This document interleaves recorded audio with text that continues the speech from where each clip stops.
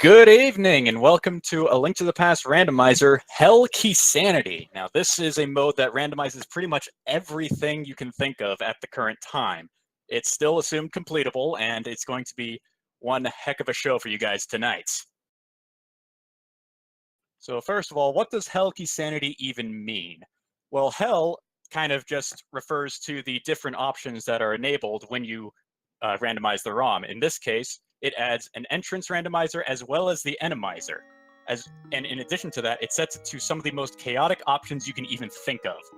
And the key sanity is just your typical key sanity thing where keys can be found outside of a dungeon, as well as the big keys, the maps, and the compasses, and all of that.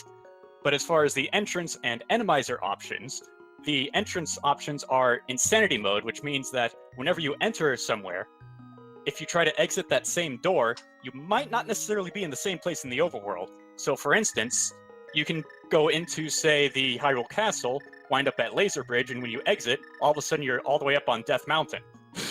So it's going to be a bit of a bedlam, like Darwin and Dara Windor is saying there. And as far as the enemizer options, bosses are shuffled, and you can encounter more than one variant of any boss. In addition to that, enemies will deal random amounts of damage, and even getting a male upgrade will not necessarily mean that you take less damage. And on top of that, there's also something called pot shuffle, which means that your keys and all the stuff you find under pots may be in a different area than where you expect it to be. So this is going to be just one hell of a ride. That's right, we're going to do our best to keep track of all the entrances, all of the dungeons, find out where everything is, and sort of think about how to get to where everything is as well. There's going to be a lot to keep track of, a lot to enjoy, and also expect a lot of death, because the randomized damage means that they can do up to 8.5 hearts of damage from any enemy. So it's going to be difficult for sure. Yeah, chaos damage, I believe, means that each male upgrade changes the amount of damage that enemies do to you. So a male upgrade may well be very detrimental. Yeah, for example, a guard might deal 1 heart of damage when you're under a green mail, but could deal 4 hearts of damage if you have a red mail. So it's just try to avoid everything you can. That's right. And it looks like we're underway.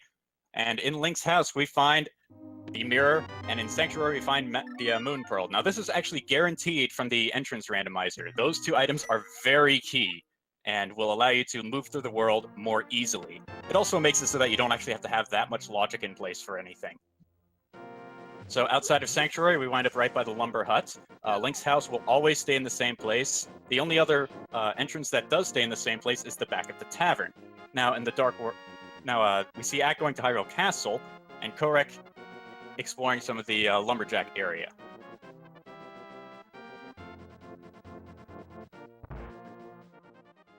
Inside Hyrule Castle, we find a weird connector cave that nobody ever knows how to get there, but it does take him to the Dark World bumper area where he finds the cape.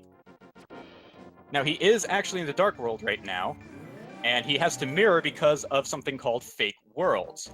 Now, this is kind of a glitch from the original game, where if you enter somewhere from the light world and exit somewhere else, if for some reason the overworld screen is on a different world, then the game actually hasn't changed anything. The game still thinks you're in the light world. So whenever you exit that overworld screen, it'll try to resolve itself and go back to the light world proper. It's it's something you kind of have to keep in mind as you're going through this.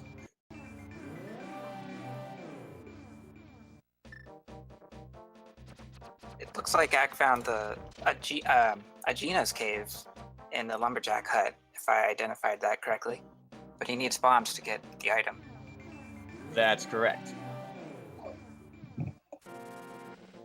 All right, Korek got the cape as well.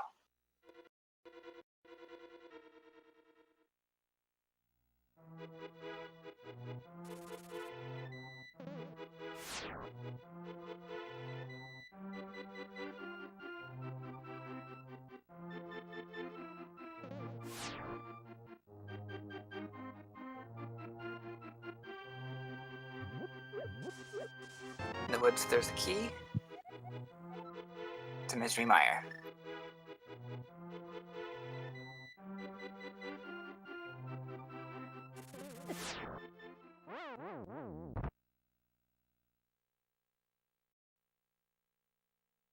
Wow, so far I've missed both deaths. Korek and Ak both took a death at different points. But I didn't see the enemy that dealt the damage.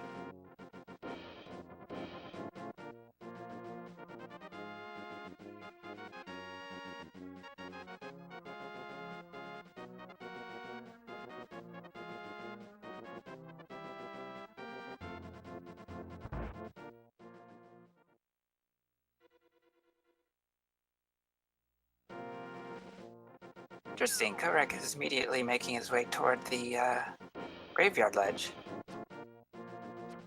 Makes sense because it's pretty close. I'm just not used to seeing it as an early play. Oh, the bird.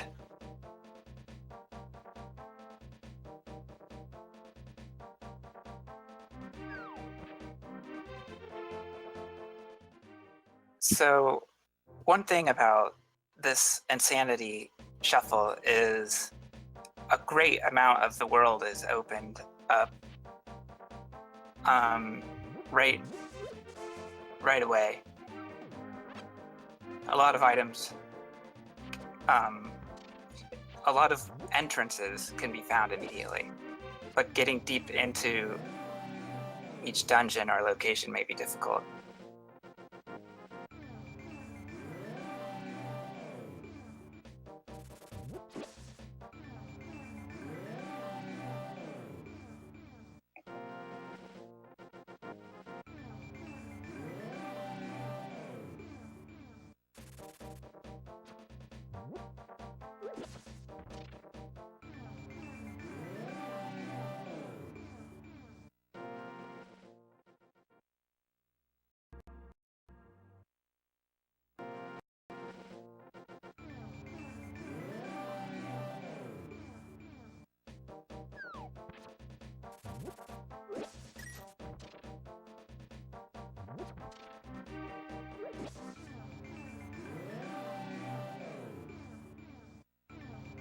This is one of the deadliest graveyards, but Act does a good job sort of mirror bonking to clear out the bird.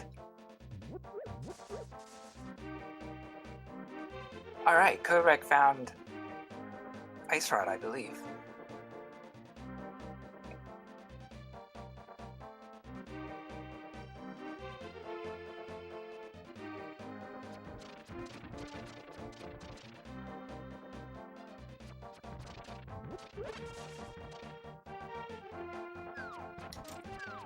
So that was in the Dark World Fortune Teller.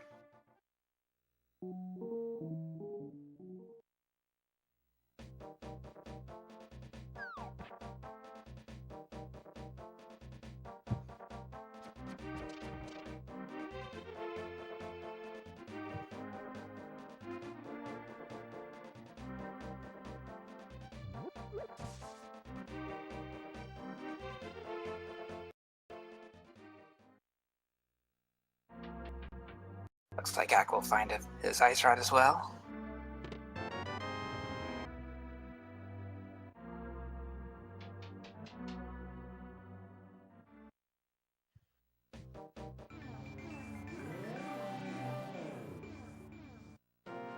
Both players are still looking for bombs. Unfortunately, Korek can't open up the bombable hut yet.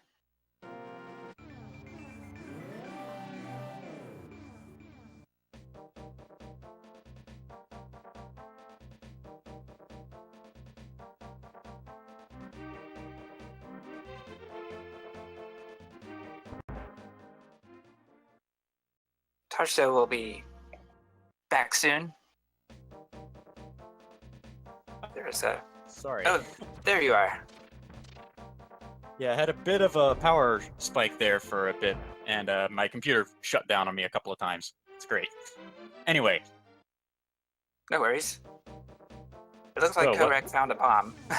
Oh, Bombs good. have been hard to come by in these first 7 minutes. Yeah, and rupees as well, because nobody really has that much in cash.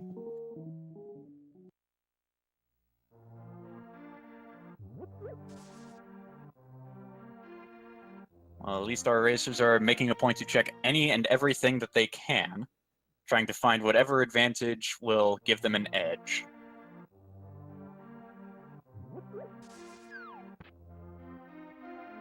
One thing we see Act doing right now is checking single entrances. When he comes out of a single entrance cave or house, he'll return back where he started. But if he enters a double entrance cave, any exit will take him to a totally different double entrance cave or dungeon. Right, so things like the race house, the double house that's at the top of Kakariko, most of the caves on Death Mountain, and as you said, the dungeons, every single one of those counts as a multi-exit cave, and thus will likely change where you are on the overworld once you exit. And Ack finds a big key to Pod. Opens a couple of things, but not too much until he finds some more keys.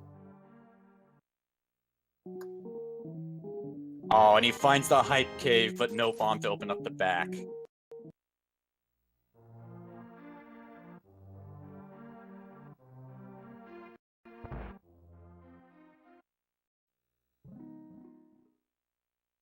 And without any money, he's having a hard time getting any kind of supplies together. He's going to check this little 50-50 bush over here by this bombable hut. Oh, but he gets sniped by a bush enemy. That's a feature of Enemizer where random enemies can pop out of the bushes or grass if you cut it down. That's a deadly bush area. I don't even know what enemy popped out of there. I couldn't quite see it. It's not the first time it happened as well. I think Korek suffered a death there. Looks like Korek is going to try for the bombable hut here. He has a collection of bombs, so he's going to get in just fine. Just a fairy cave. Ack finds a bomb in the bushes in front of the flute grove, again using one of those 50-50 bushes, and is going back and forth to respawn them to try for more.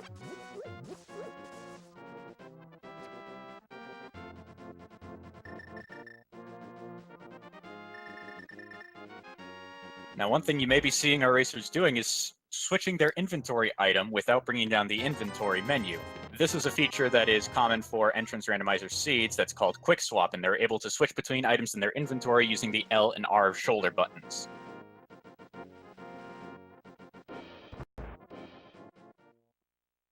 Correct, farming a bunch of rupees in that rupee cave there. $50 a pop is pretty good. Right, with quick swap, we probably won't be seeing too much menu usage. In other words, pressing start. But if they do have triple menu speed on, so it happens fairly instantaneously. By the way, we saw Ack enter the back of the bar as well, but and Korek entered it as well and found a guaranteed item there. It's not randomized yet because no other single entrance has entrance in the back. And now that we're in Hype Cave, the only thing we really get out of there is a small key to Mire. That actually doesn't help that much. You can actually complete Mire without any real small keys outside of the ones found under pots and from enemies.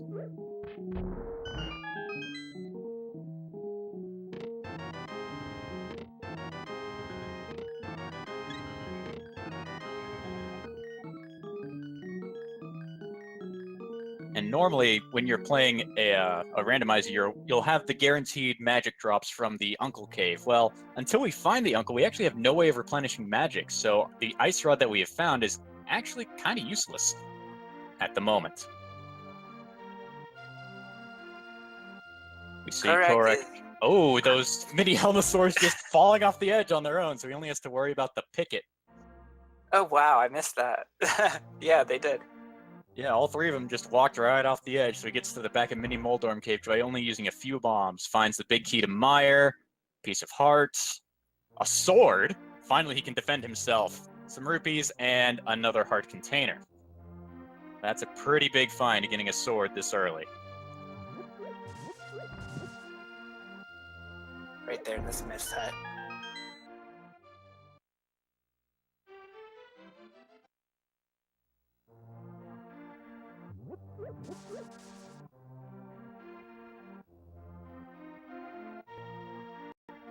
You can see Korak there poking the guard as much as he can, but he's taking a lot of hits in order to die, and I guess he's just testing to see how much health does that guy really have. And it seems to be quite a bit. Poke.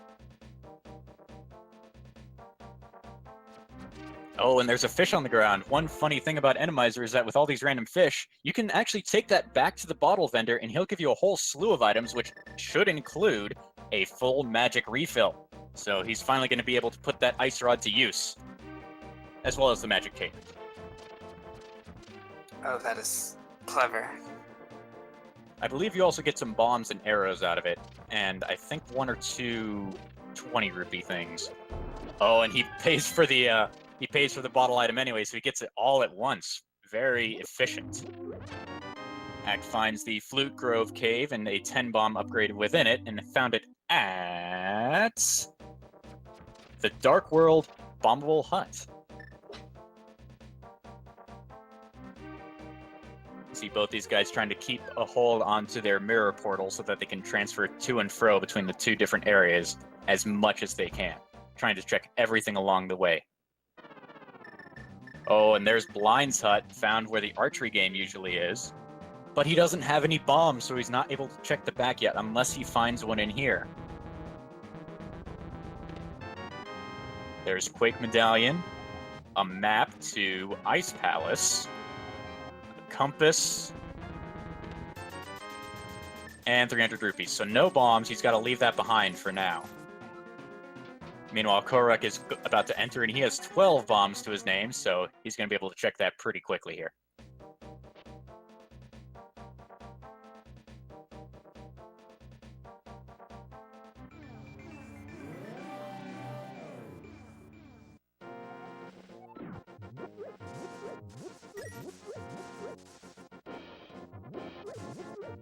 Now, Ak actually has to be careful with the race game here, because if he enters that house, he might not necessarily be where his portal is anymore, so he's taking a bit of a gamble here right now. The race house is one of those multi-exit caves that we were talking about earlier. And So he likely, picked up yeah, he's blue going... mail. Sorry, I was Oh, just yeah. going to mention that he is randomizing enemy damage by doing that mail pickup. I guess right now he doesn't really know exactly what enemies are doing what, so it's not known whether or not that's an upgrade or a downgrade per se. He is getting a little bit of magic out of the digging drops here, so that helps a bit, as well as some bombs that he needed to reach the back of Blind's hut there.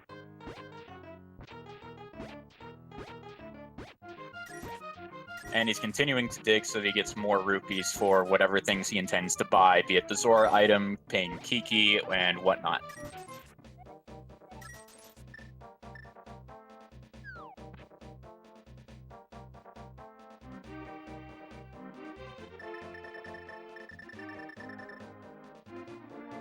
Heck, quickly cycling through his menu until he can land on the bombs there. Yeah, I find that L and R are difficult to mash, but Act does it quite quickly.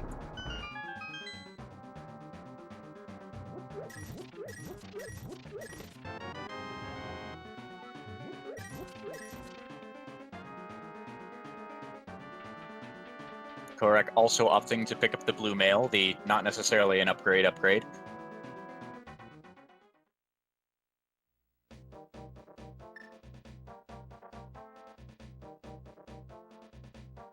Ooh, getting mirror bonked there by the fence post. And activates the race game again. Ak now going into the Flute Grove Cave. I wonder what he finds here. Just some fairies.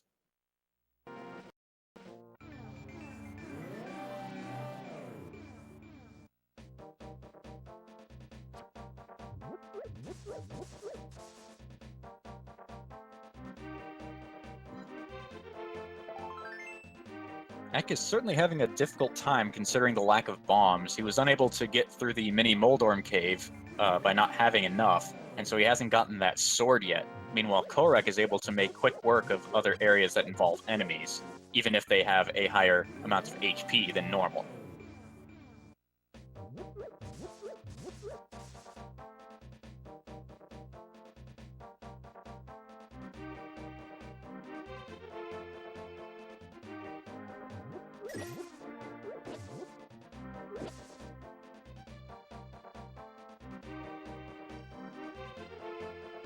There's a question in chat about whether this is Crossworld Entrance Shuffle, and this is not. This is Insanity Shuffle.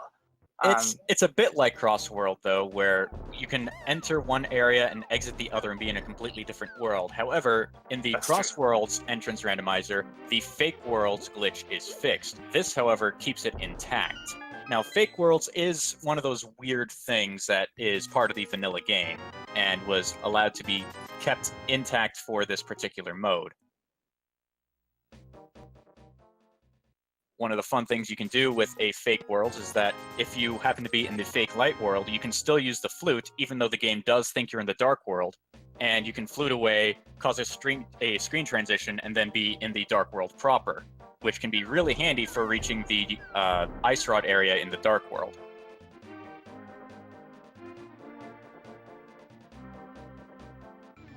Very true. The ice rod area in the dark world is generally flipper blocked. And given the enemizer settings, you don't necessarily want a fake flipper there either. Oh, that's right.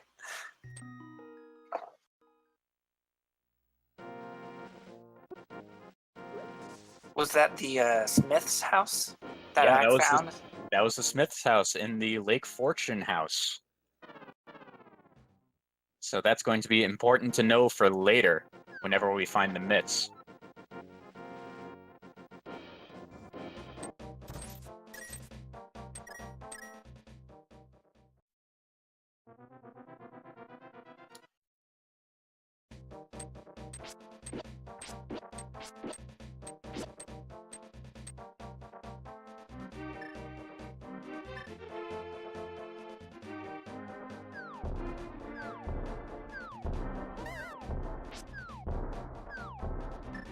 There is an enemizer setting where thieves are not killable, but these thieves, you can damage them in this setting. It is helpful to be able to damage them because they are a very fast enemy. They always knock you back a fair bit, and they can be a general nuisance. And with the chaos damage setting that they have on, they also deal damage in addition to knocking you back. So they are definitely worthwhile to be able to kill.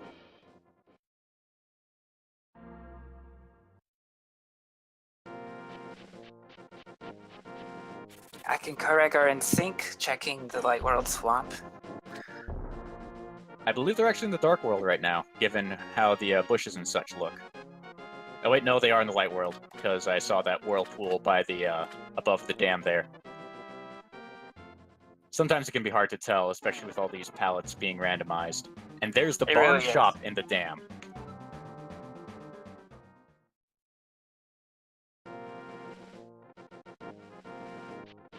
They both find out that crystals 5 and 6 are Turtle Rock and Ice Palace.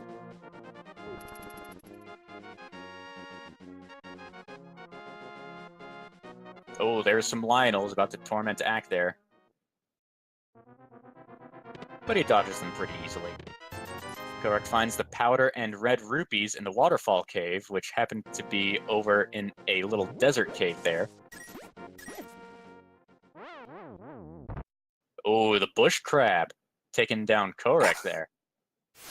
Normally an innocuous enemy, suddenly very deadly. Normally a beneficial enemy. That's still beneficial, you just gotta dodge them a bit more now. I guess so.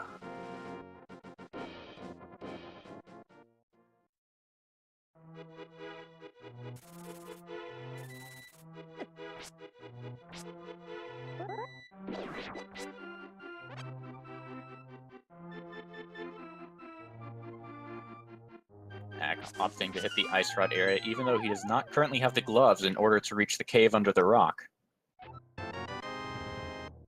And Korak finds the flippers in the Lost Woods, which happen to be vanilla this time around. However, where he exits is not necessarily going to be the same. Yep, puts him out at GT. That's actually a pretty good thing to know. A way to get to the top of Death Mountain, be it Light World or Dark World, is a very important aspect of these entrance randomizers. That's true. Meanwhile, Ak was able to find the Ganon's Tower Big Key. And is opting to fake Flipper. This is quite dangerous.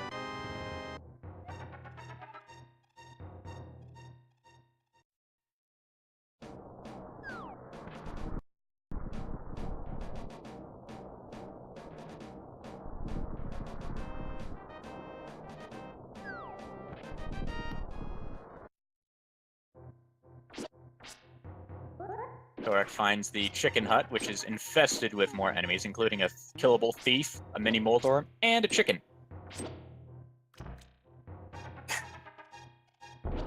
Chicken hut is typically dangerous, but it looks like this one's doable.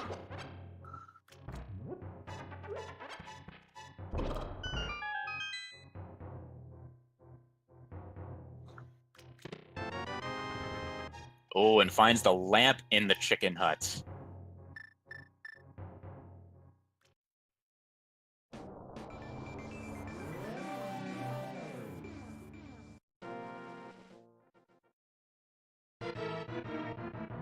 And finds the back of Hookshot Cave as well.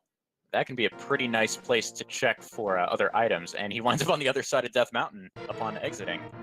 So he's got to keep track of all these little details as he goes along, just to make sure that he can keep it straight in his head. Although I assume he does use some sort of tracking. And does find the entrance to Hyrule Castle, hopefully doing the escape sequence now.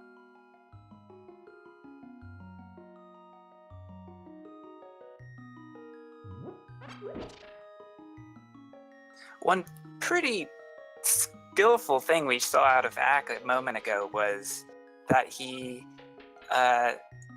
went through a whirlpool and found a guard in the water, did a 180, and was able to re-enter the whirlpool and escape that area. That's not easy to do. The way swimming works in this game is momentum-based, and turning on a dime is not something you're typically able to do.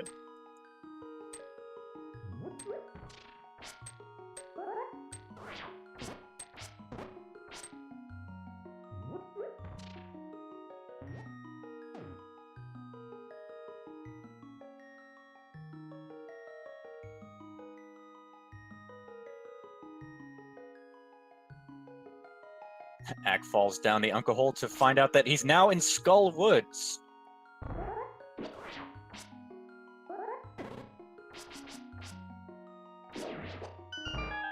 Interesting. Does he have the Skullwoods Big Key? Yes, he does. Well, that answers that question.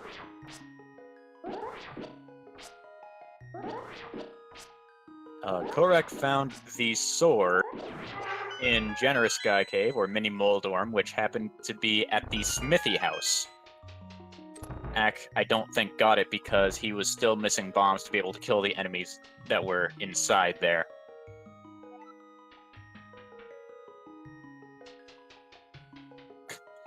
Out of one Skullwoods entrance, exit and re-enter, and now he's in a different Skullwoods entrance. Right, this drop to Skullwoods was yeah, leads him right to Skullwoods. So he needs to remember how to get there later. But it's pretty easy to remember since Skullwoods leads to Skullwoods.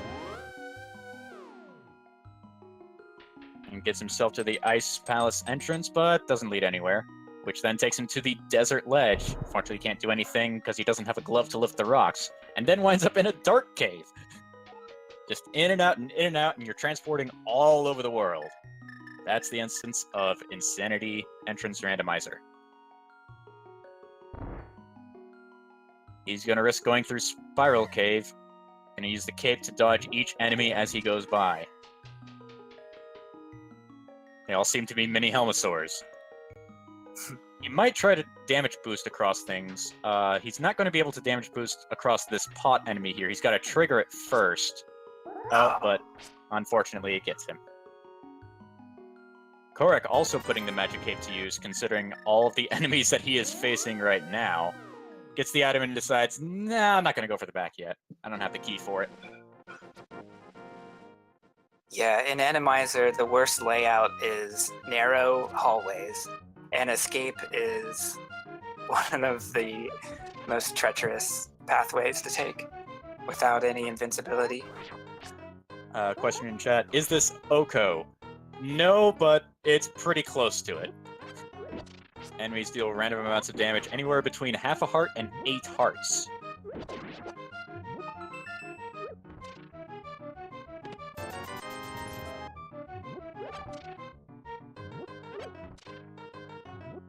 Ak finally getting the item out of Agina's cave there.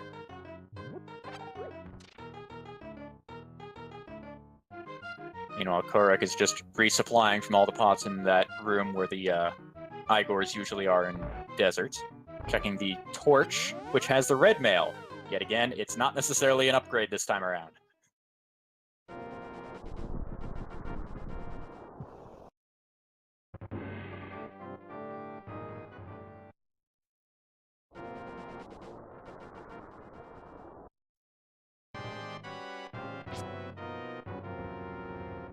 Oh wow, Ak found his way to the flippers, which was the hole that normally takes you to the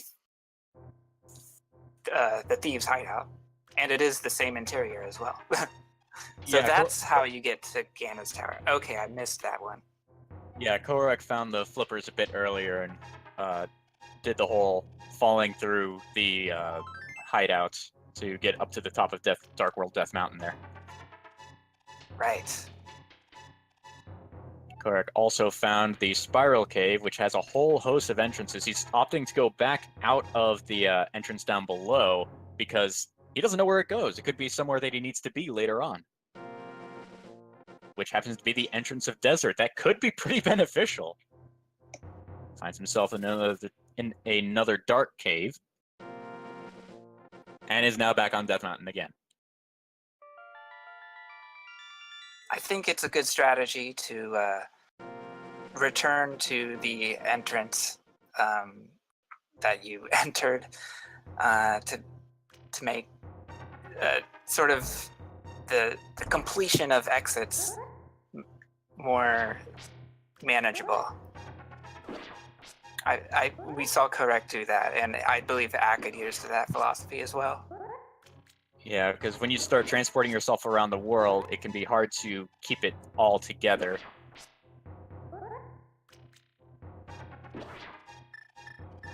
Korek is opting to do the first chest, at the very least, in Aga Tower by going through these first couple of rooms. This Shadow, however, has other plans by just absorbing all these spins that Korek is throwing at him.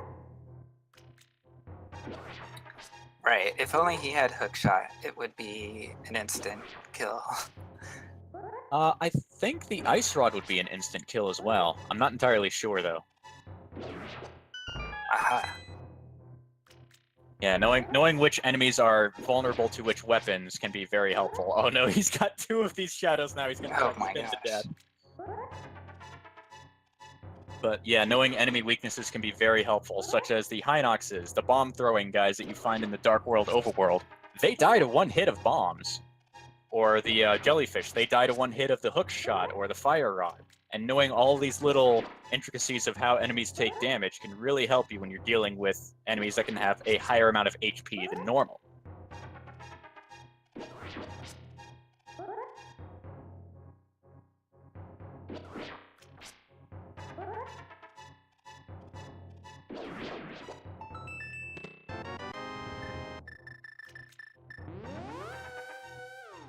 Korek's rewarded with 10 arrows only.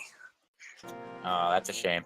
But he finds himself by Skull Woods, And he is opting to go around. I'm guessing he's going to fall into a hole that's over here, be it through a bush or somewhere on the ground. One fun thing to note is that about half of the entrances that are that you fall into will have some sort of item in there.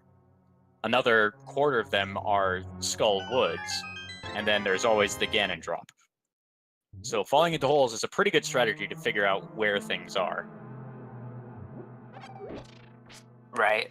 And only in Insanity do we check holes this way. That's right. In other simpler shuffles, you would check the sort of door where the hole would exit to.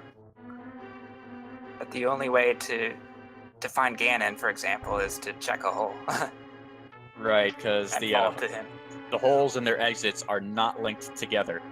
So one thing that I guess you were trying to touch on there is that the Skull Woods holes do not necessarily lead to Skull Woods like they do in the other entrance randomizers. In this one, they can be anything else, or vanilla if it so happens.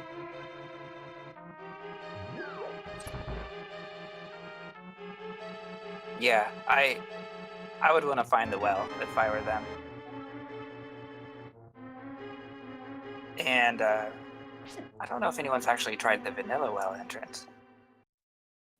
I think you're correct in that. They did a sweep through Kakariko, checking all the single entrances, since they knew that wouldn't teleport them around the world, and they are going to go for the other drop-downs and multi-entrances a bit later.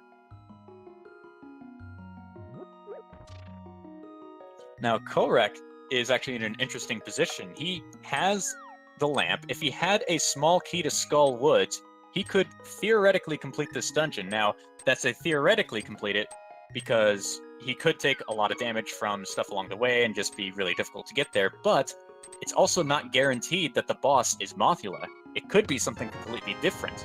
It could be Cold Stare. It could be Vitreous.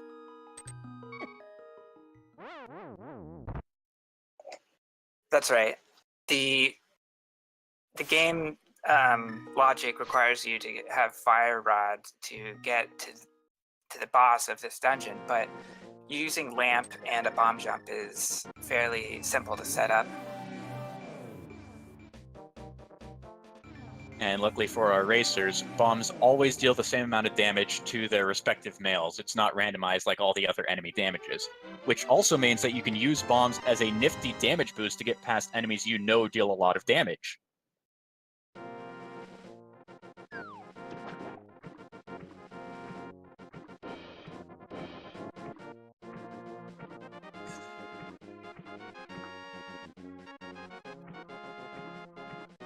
Mac is lifting up each of the pots in this room here, trying to find the one that has the switch underneath it, because it has been shuffled from its vanilla location. And he finds it.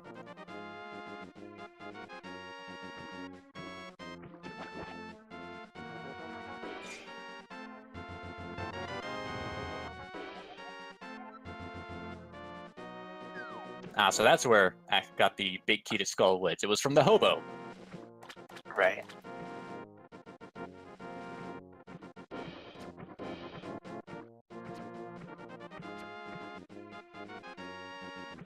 I expect Korek to check the island in the middle of Lake Hylia here, if he hasn't already. And then possibly head up to Zora.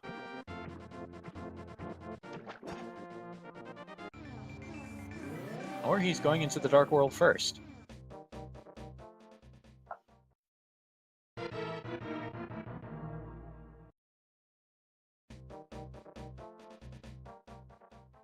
I, by the way, found the back of Desert. But without the Desert Big Key, he can't find the boss, get to the boss. That's correct. He could have gone in and stolen a key to get to the other part of Desert and use it there, rather than trying to find the one that exists in the world, but he opted not to. And it seems that Korek and Nak are using the bomb weakness that Helmosaurs have in order to get through these areas with a bit more ease.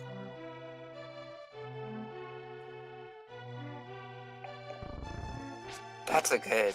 I don't know all of the weaknesses, so that one is a good one to know. Yeah, that's a new one for me. I actually didn't know that one.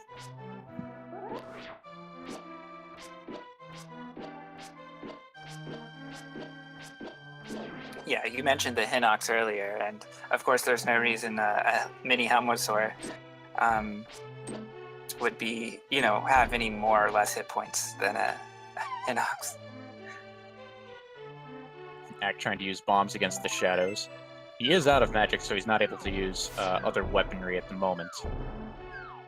And we do know that those things are beefy.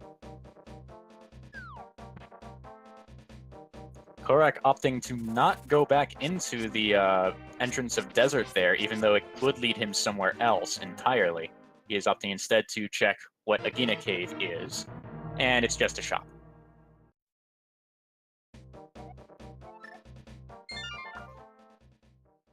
Interesting. I wonder if Act checked that desert right entrance.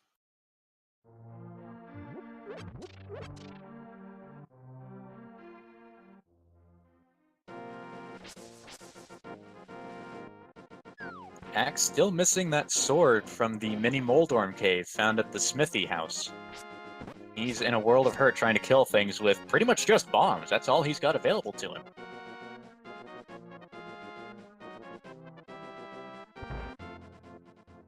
That section of Kakariko Village can be missed. I mean, it's not impossible. It happened to me in my last Randomizer I played. It looks like he did find enough magic to use an Ice Rod Blast to get that Popo out of the way.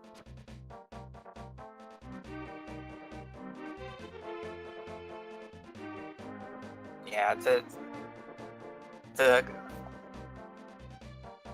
thing is, in any randomizer, if you take a death, it's easy to forget that you haven't cleared the area, if that was the objective. So that holds true doubly for these chaotic randos.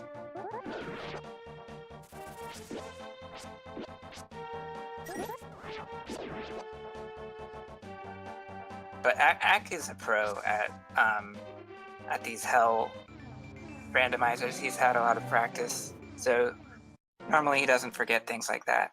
And he is opting to check the Kakariko well. We'll see where it leads him. Just the Great Fairy Cave. So we've already seen the other entrance of this. I forget exactly where it was found in the world and where it leads you to, but we have seen this other side before.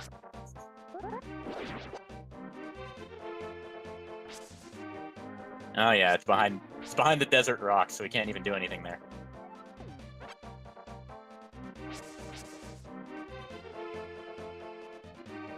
Opts to not go for Spiral Cave this time around, and it pops him out onto Turtle Rock. Now, one thing that the entrance randomizer does in this particular mode, considering it can move you to all different kinds of areas, is that it makes it so you can get off of the nose of Turtle Rock, or get out of the wall from Palace of Darkness, or get off of the sort of nose thing for the Skullwoods entrance, as well as GT. So all of these entrances that are normally completely locked, the entrance randomizer places you in such a way that you can get out of that. However, you won't be able to go back in immediately unless you have the implements to open it normally.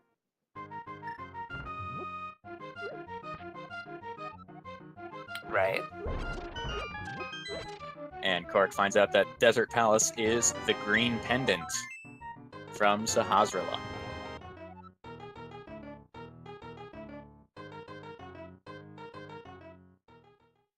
Turtle Rock key may be useful.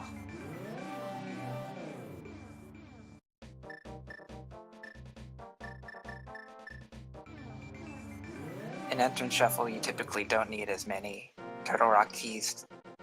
Sometimes only one to clear the whole dungeon. Oh, I missed where Ak went in to find a Ice Palace there. Yeah, I saw the Ice Palace, but didn't see the entrance. It just goes by so quick.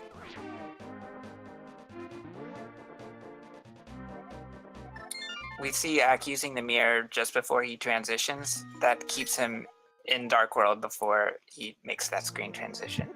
That's right. That's another side effect of the fake world worlds thing that we were talking about earlier. The game, again, thought he was in the light world while he was in a dark world screen, and if he transitioned before mirroring, then he would be on the light world section of the Death Mountain. But mirroring beforehand then changes his world over to dark world, which it should be.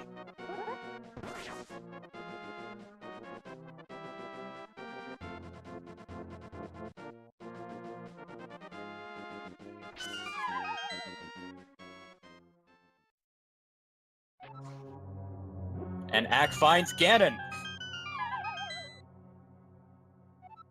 And chooses to give him a hug. Did you see which hole he fell into to find him? Unfortunately, I did not.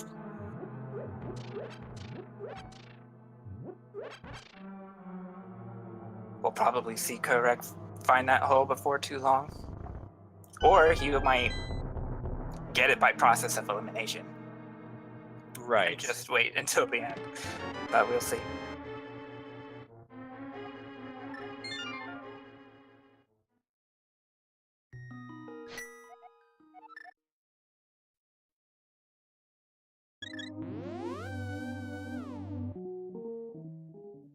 Blink, I'm gone. You actually cannot kill Ganon until you have all of the crystals. He becomes invulnerable in the 4th phase, unless you have all of the crystals.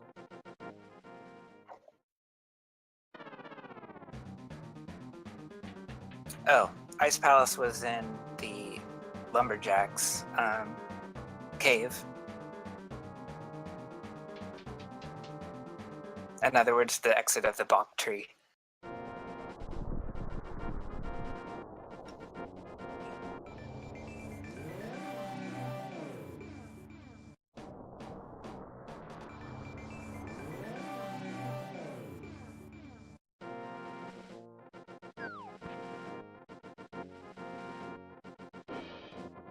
Our runners are still piecing the world together, bit by bit, entrance by entrance.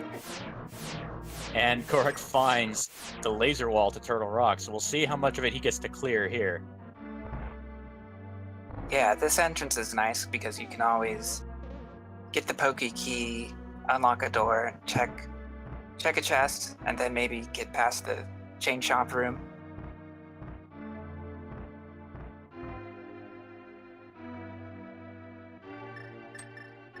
Let's see what enemy will hold the Poke Key, of course.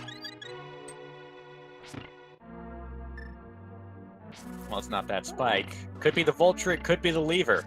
I'm not sure which one it's going to be.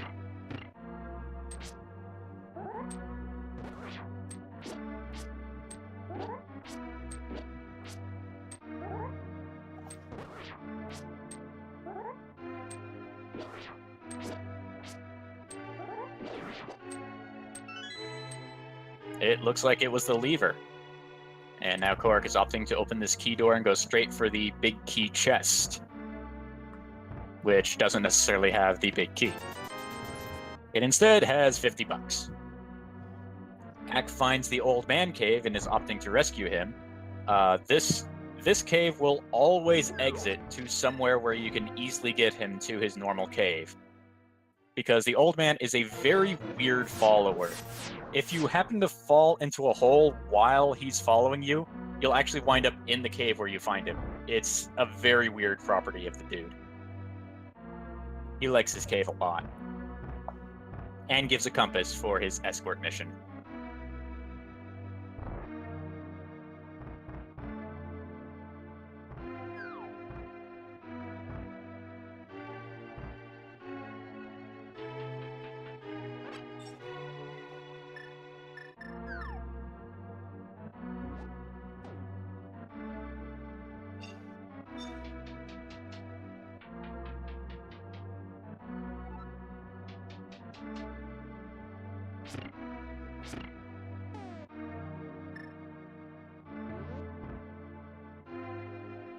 We see the rare menu.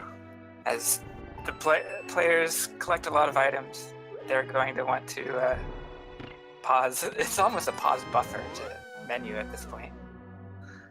Right, sometimes you just need a moment to collect your thoughts whenever you come into a room to just get a gauge for what the room might look like in a couple of seconds as the enemies start moving around. Ooh, Swamp Palace being in the Eastern Palace location.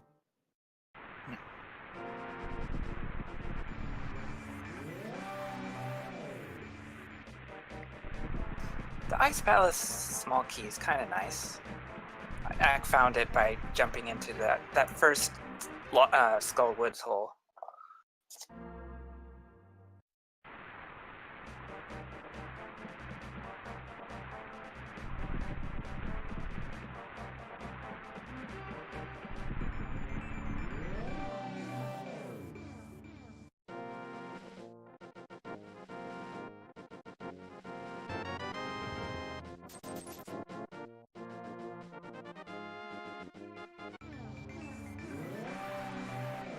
Ack was spit out of pods, so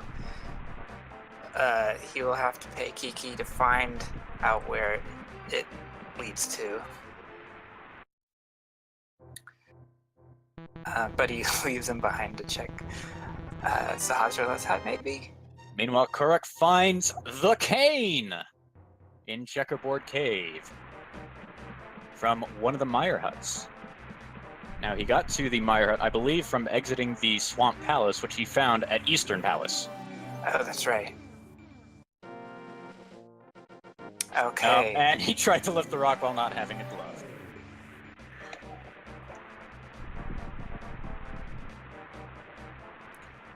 In Entrance Shuffle, no matter what mode you're playing, it can be difficult, actually, especially in Cross Worlds and any other more complex shuffle. It's difficult to find the power gloves. And when you find them late, it can be annoying because then you have a number of heavy rocks to lift to check more entrances.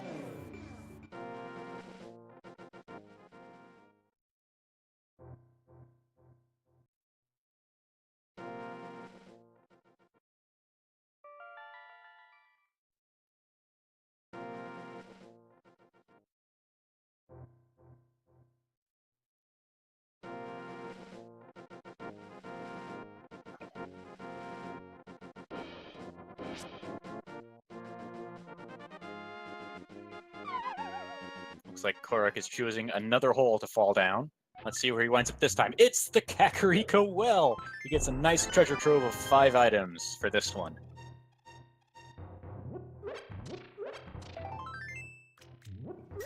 That was a good choice, the trap hole there.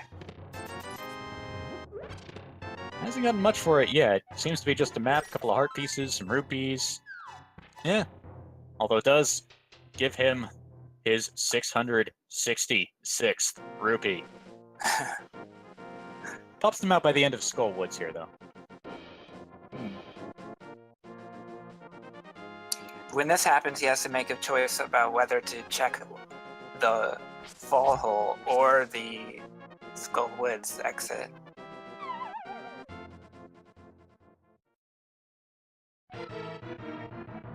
Oh, that's the Ganon Fall. Ha. Recidador. Knew that already. Ack choosing to farm some bombs from this graveyard cave here that he found by the bridge in Dark World. It's nice when he always can pick up some free bombs here and there. Especially because that's his main source of damage. He still has not gone and gotten the sword out of the smithy house.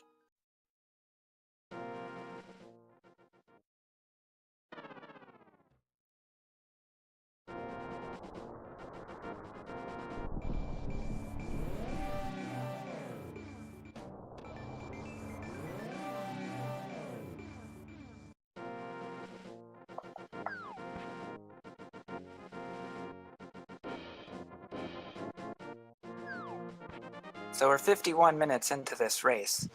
Our runners have been quickly checking entrances.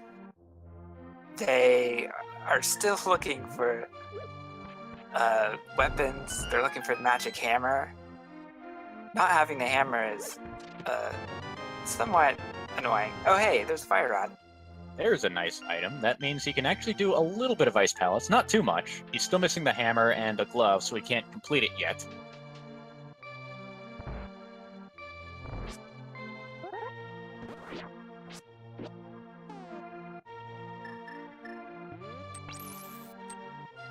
we're still searching for keys and such to be able to complete dungeons later on. Oh, Korak just took a whole bunch of damage and gets stabbed by the Moblin's spear. Yikes. That is a difficult one, because he was in a good spot to get a whole bunch of items, but just got sniped.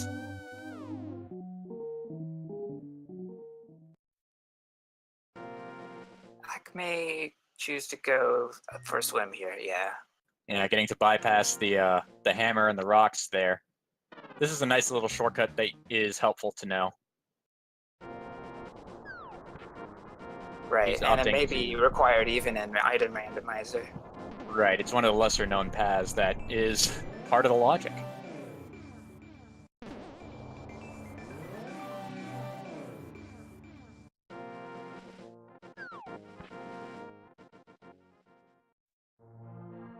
It seems Korak know exactly where to go to get back to Paradox Cave. He's going to give it another try.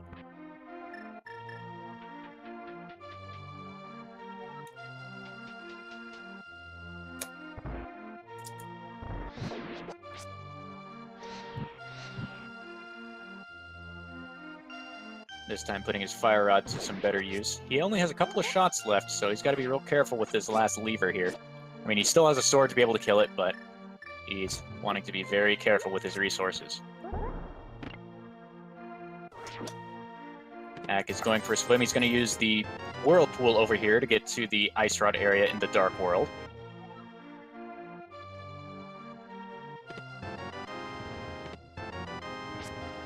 And Korak finds the flutes.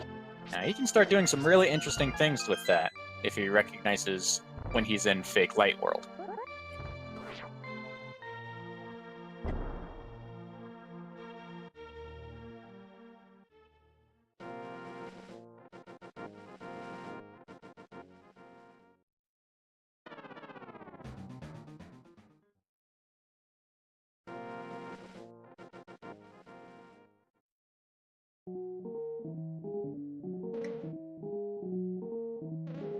Right, now, refresh my memory. What happens when you're in Fake Light World and you use the flute? When you do make a transition, do you go to the Dark World? Yes, you do. And you're actually before you make a transition, you're still in Fake Light World, so you could flute again if you really wanted to. So say, for instance, you wind up in Fake Light World in, I don't know, the pod area. You could flute over to Kakariko, check a bunch of stuff there, then flute down to the Ice Rod area, transition, and you're in the Dark World. So keeping track of which world you're in is really important for this sort of mode, especially if you want to keep your head intact with where you are. Korak released a sword spin at a very Yeah, that could be problems. That could lead to problems here. I'm not entirely sure if it was the wrong pixel, but it seemed pretty close. Yeah, at a specific pixel in a super tile, if you release a sword spin, you'll create a glitch that causes problems. It may... if you move across the exact middle of the larger room, yes. If you release a sword spin and move across the middle, it can be a bit of a problem. Looks like he avoided it, though.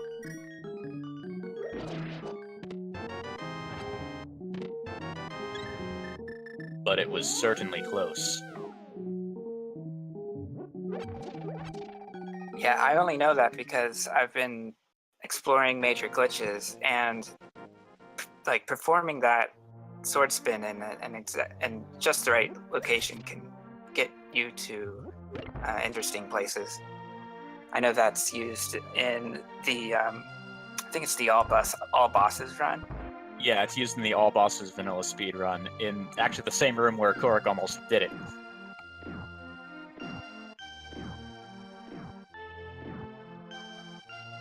Meanwhile, let's see how Ak handles Paradox Cave.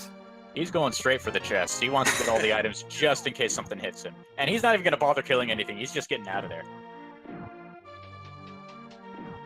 Now that Korak is in Eastern Palace, I guess we should say that, yeah, you don't necessarily run into the red mimics or Igors, which normally require arrows to kill them. So theoretically, he could get to the boss if he find... Oh, he does have the big key. So yeah, he could theoretically get to the boss and finish this dungeon, making it the first completed dungeon of this race.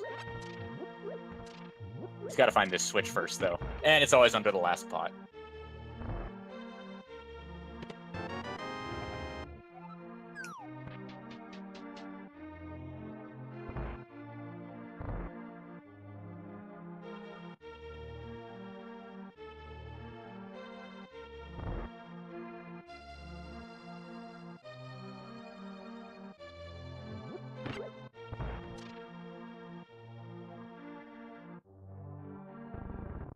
Now, the Stalfos room that Korak is about to go into is actually one of the few rooms that does not have any enemy randomization in it.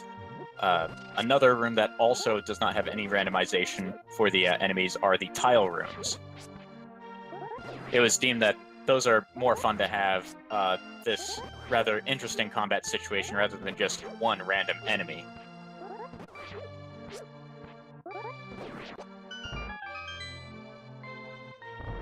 That's right. Although you don't necessarily get the same tile pattern. That's also right, and those tile patterns could have spikes underneath them, making it even more dangerous.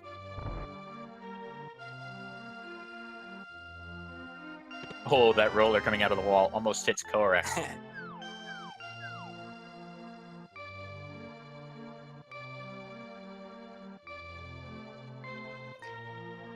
Oh, Ak found his way to Eastern Palace as well. I didn't see if he picked up the big key, though. Looks like he might not have it. I honestly have no idea. I'm just going based off of what I can see on the trackers. It is very difficult to keep track of these two races simultaneously. And so shoutouts to Recitador, who is doing a fantastic job of that so far. Oh, that Patrick Star almost gets Korak by moving too close, and he just squeaks on by through that dark room.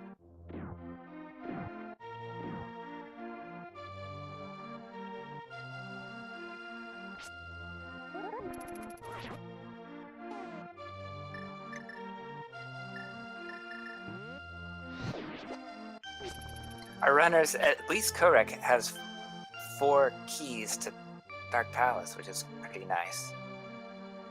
Yeah, but it does I don't allow think them. they found it yet. They haven't found Palace of Darkness yet, but when they get there, they may be able to at least open all the chests, but until they find the hammer and bow, they won't be able to get to the boss quite yet. Right. We're at a point where we're seeing more dungeon exploration. And without the hammer, it's a bit annoying. But, yeah, I wonder where that's going to end up being. Correct. Prepping his Quake for this room. This one can be a bit of a bother. There's 6 random enemies in here. One of them has a key. Oh my. Yeah. He's Good opting to call. use Quake. He wanted to wait for the Wizrobe. Looks like he didn't quite get it in time. But the Quake turns all of these enemies into these little slimes that have not a whole lot of HP. So they die pretty quickly. And he at least has the key on the floor, so he doesn't even have to worry about the Wizrobe any further. And is greeted by a couple of Lionels up at the top here.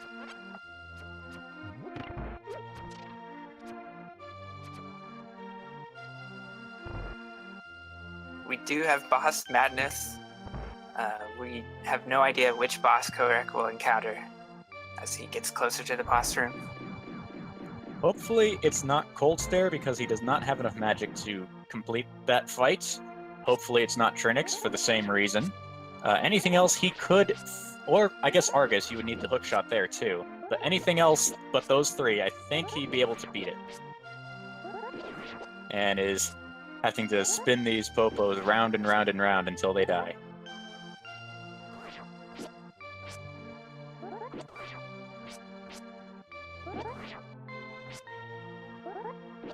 Ak is now exploring the desert, and he finds his powder there. Ack also out of magic. He needs to find a way of replenishing that pretty soon. It's not always easy, especially when you don't have those guaranteed accesses like the Uncle Tunnel. And oh my goodness, look at all these Popos. Just use Quake, Cora. Come on. Please use Quake.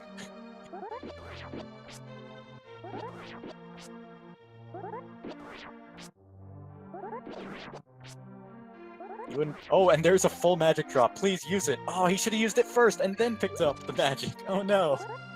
Oh, this room.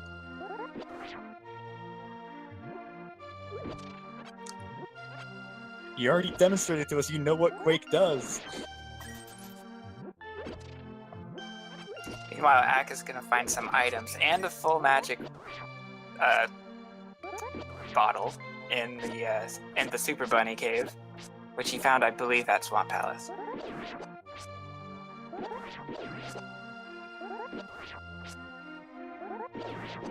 Oh good, he didn't forget the full magic. Now, what is the boss of Eastern Palace? It's blind, and he has a pumpkin head? Did I see that right? Oh no, it's the thinking emoji!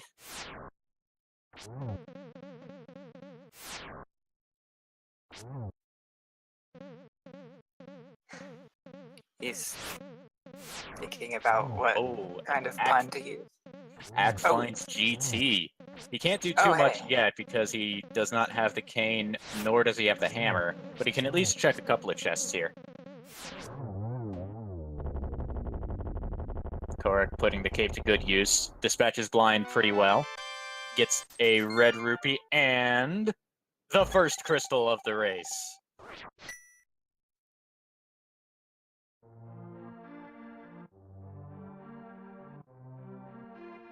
Excellent.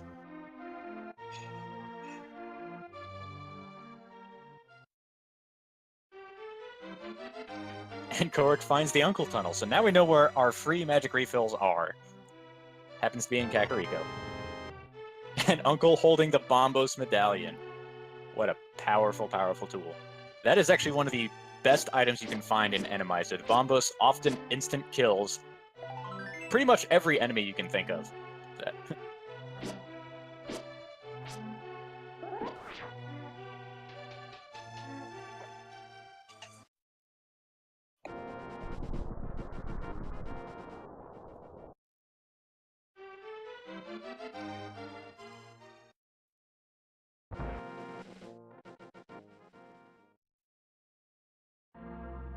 Ack finding the Uncle Tunnel as well. Gets his Bombos and magic refill. Still missing a sword to be able to use those medallions, unfortunately.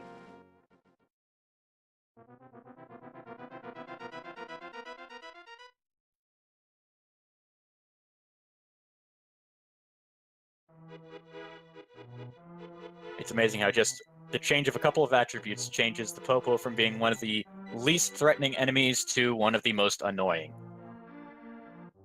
Korak finds Tower of Hera. Now, he doesn't have the big key here yet, so he won't be able to complete the dungeon, but he'll be able to at least check a couple of locations here.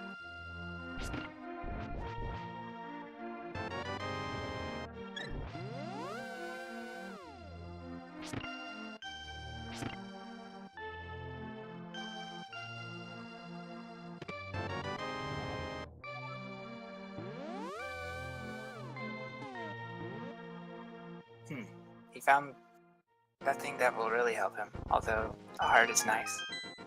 Ack finds the back of the floating island. This is actually a tough place to get to. It only has one way to get there, and so the item that's up here is often very difficult to find in these Insanity entrance randos.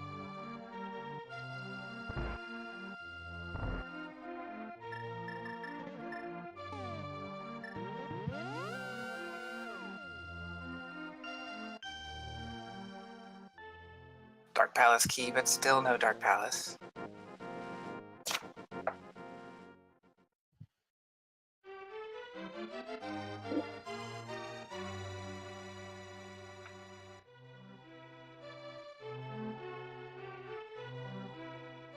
Poor Ack, missing the sword. He can't even open the Mire entrance yet. He really needs to go back to that smithy house. Or find another sword somewhere else. We don't know. Could be somewhere accessible to them right now.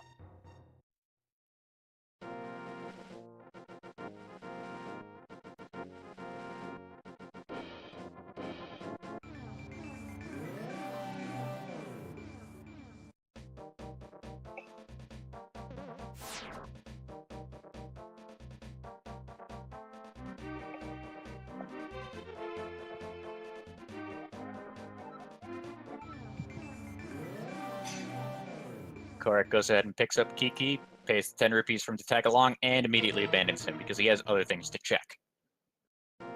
Kiki will actually not follow you into any entrances, so this is really the best way for you to ditch him.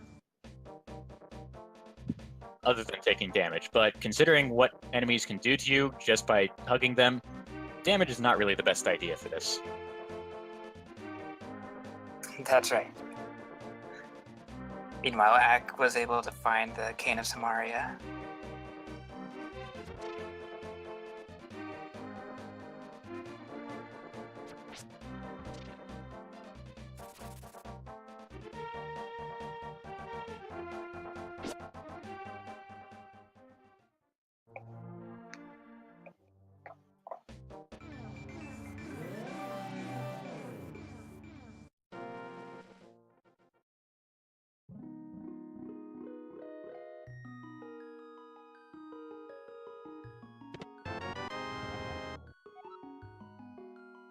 Still piecing the world together little by little. There's still so many entrances we haven't even touched yet. Still so many dungeons we haven't found yet. Still so many items we haven't found yet. We have a long way to go. Right, I was hoping for some information from the map that Korak just found, but of course it was for the dungeon he just completed, where he found the crystal. That's right. We still need to figure out what the other pendants are. That way we know exactly which dungeons hold what prizes.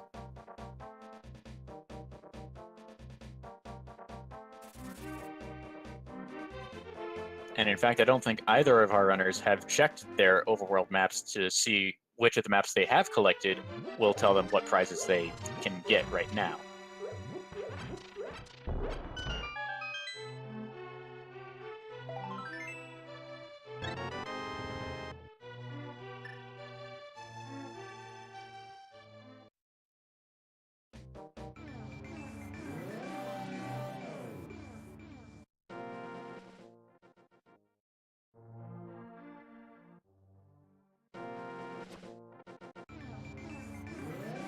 You're seeing Korak here use his portal very carefully. He wants to make sure he checks the entrances in both worlds whenever he can.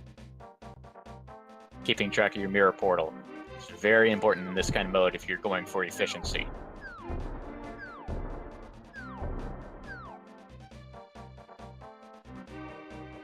Oh, that's a big roller.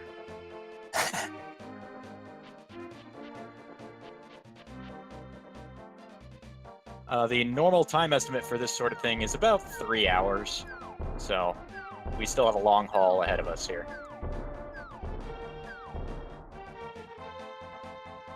Right.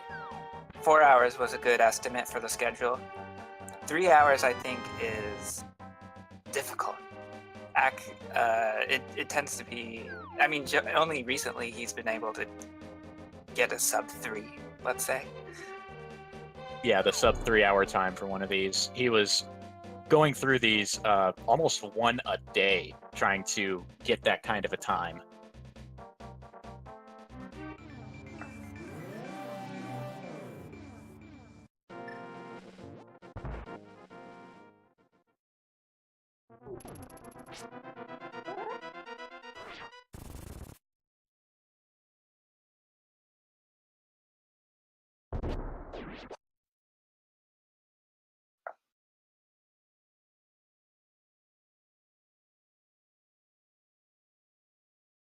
Each racer is doing something that the other has done. Oh no! Those chain chomps, they're still deadly. And considering how slow that platform moves, it's very likely that you're going to wind up getting hit by them. He's Axe missing decides to out on leave for using now. a big key. Yeah, and he needs that in order to complete that dungeon.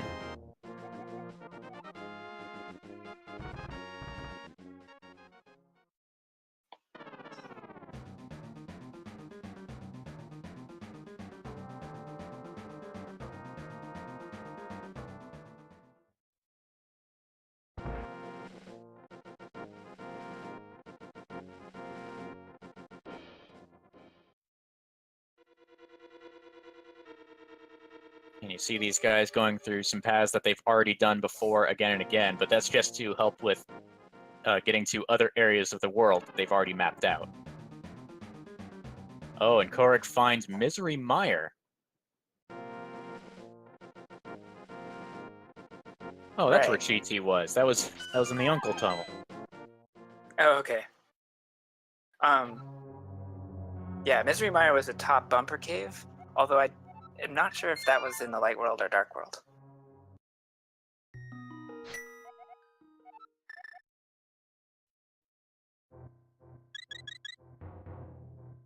So they will need to remember how to access that location. What the connector is.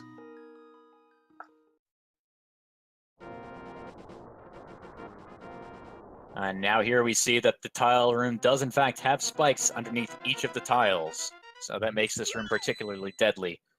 Thankfully, Ak has the cape, which means that he can just hold a wall and his magic will not drain as long as he is holding that wall.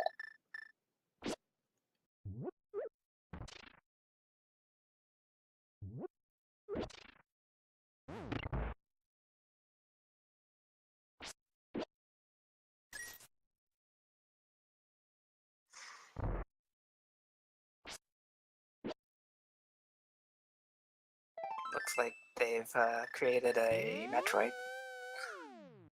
Could Perhaps. be. Could be a generic skull.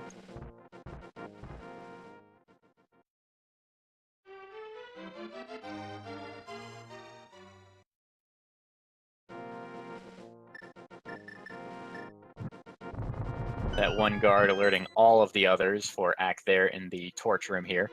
He's trying to clear out the room as much as he can before lighting the torches. That way he can maximize the amount of time he has to light them all in sequence.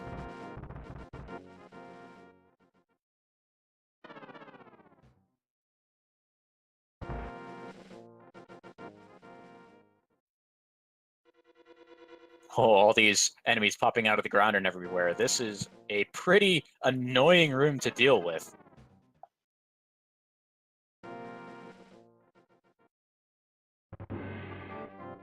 Hey, the And Swamp Small Key. that's a very important item to find. That's the only way you're going to get to the later parts. And the hammer! Oh, this was a great choice for Act to do right now. And decide to catch a fairy just to keep him in the game a little bit longer after a death. Right, we didn't mention the even more important bug-catching net was found in the same room. That is quite the important room there. And with the hammer, he's able to go off to the other side of GT and start clearing that side. Although lacking the boots and the hookshot, he's going to wind up having to bomb jump his way across the next room.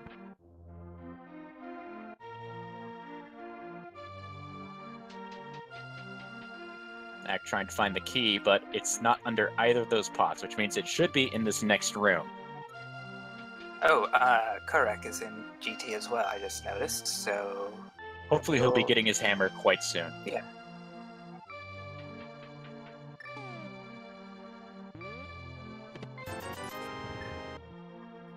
Hack is going for this pixel-perfect bomb jump. He's got to get it just on the right vertical pixel, and luckily you can just line up right with the block right when you get it. And he finds the key in that little pot there. He's trying to line up this other one. It's kind of difficult. Oh, and he misses it. And he's opting to not continue any further. Despite taking a death, Korak is going for another go. Oh, come on, Ak. Go in the house. Go in the house. No, don't jump down. Go in the house. No. Oh, and it takes him to a place he's already been. You can see the frustration as he's just running around in quick circles there. I wonder why he didn't check the house. He may have thought he already checked it, unfortunately. Or he probably already checked it, but doesn't know that he didn't get the items out of the back. True. Luckily, though, he has the fire rod and can see what this particular entrance leads. Oh, it's the wrong side of the powder bat cave.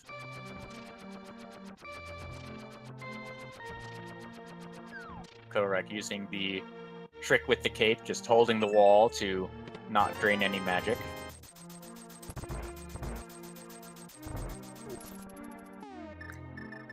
That's good. He had he was well prepared that time. Also opting to clear the way of the other enemies that he can.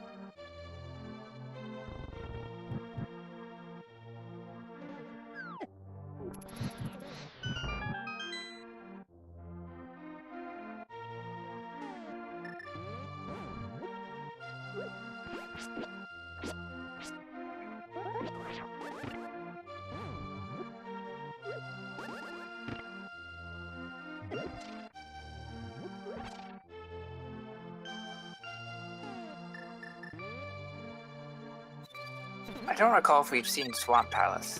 We have seen Swamp Palace. It's actually at the Eastern Palace location. However, right, we have not found the dam, so it's currently completely locked until we drain the water there. Yeah, I was going to mention that. I wonder where the dam is. It can be in any one of the normal single entrance caves. It could even be at the crack in the wall of the pyramid, requiring... Or, wait, is Swamp Palace one of the red crystals? No. So it could actually be in the pyramid. That's right. Looks like Korek is opting to go all the way through to whatever boss is at the Ice Armor's location. And is trying to decide which item he needs in order to get past this little bridge here. Doesn't quite get the timing for the spike.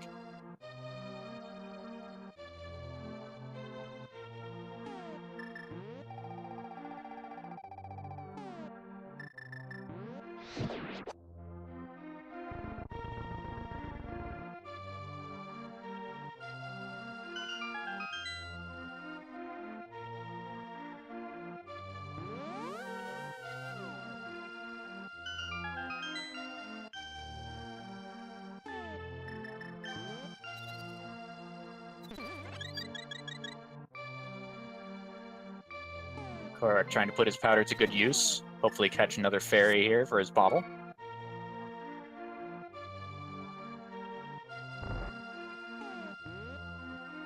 I found the sick kid in the arrow shop, as I like to call it. Yeah, that's the only shop where you can buy arrows in the vanilla game. Some people like to call it the Red Shield shop, but I prefer the arrow shop. Man, these fire bars are not making that bomb jump easy, but Korek gets through just fine. And is greeted by a whole mess of knights in the next room.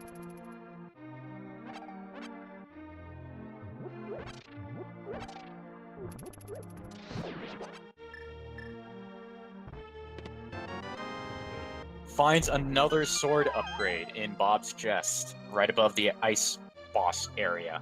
And who do we have? I think it's Landmola's. Right. Yep, it's Landmola's. And it's a bunch of little... it's a stream of eyeballs.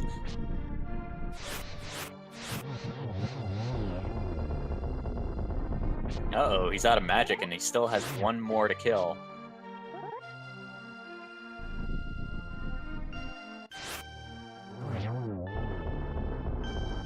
Kirby Gets gets through the just job fine. done. Yeah, whenever you don't see a boss in the boss room, it's probably Landmola's.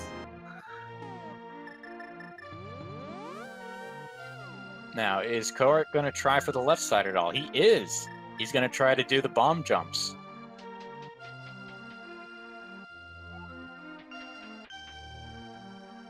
Wow, by the way, I didn't notice how many arrow upgrades Korek has collected.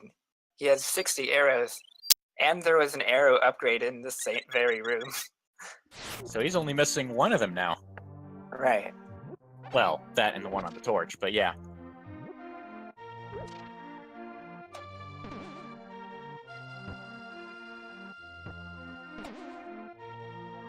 Yeah, progression is a little bit buried in the scene.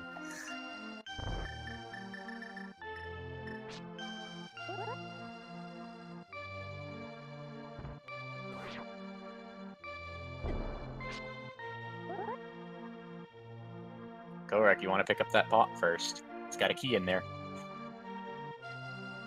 Oh, that's right. Although he can probably hit it on the way back. There's the last era upgrade. We found them all.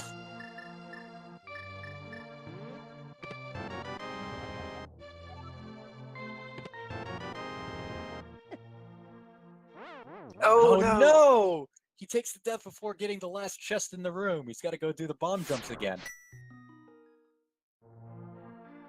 He found the Cave Oh, of Burna, no. which will make things a little more easy. He leaves that one chest behind, although it's not too bad because that chest is not currently in logic. He has no way of reaching that without taking damage in the vanilla game, so he's opting to leave it for later.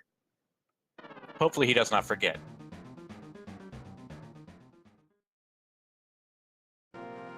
Right, those locations are hookshot blocked. Or boot. Oh, no, yeah, that one is hookshot blocked explicitly. You cannot bonk there with just the boots.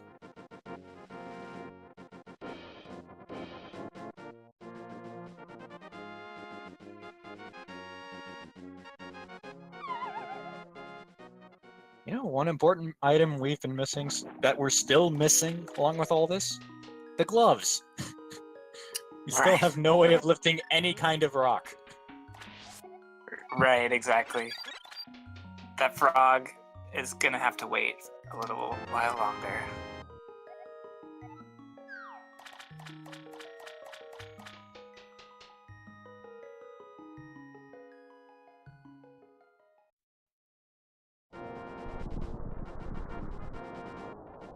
Speaking of rocks, there's one that Korak just kind of popped out of.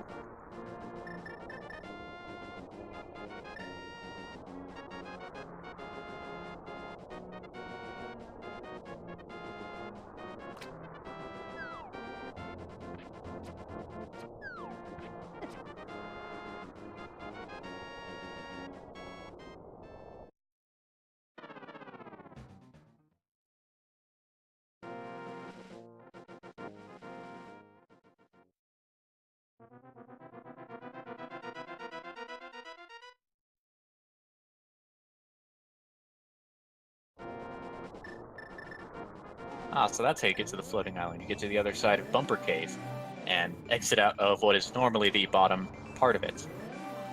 So now Korak gets to pick up this pod small key while Aktaboker finds pod itself. We'll see how much of it he gets to clear here. He has all the items he needs in order to reach every single chest except for the boss. You do still need the bow, even though there aren't any mimics in this dungeon necessarily. Right, and he found it in Desert Right, the ledge that Korak That's jumped. right. That's right. Korak did jump down instead of check it earlier on. I hope he hasn't forgotten about it.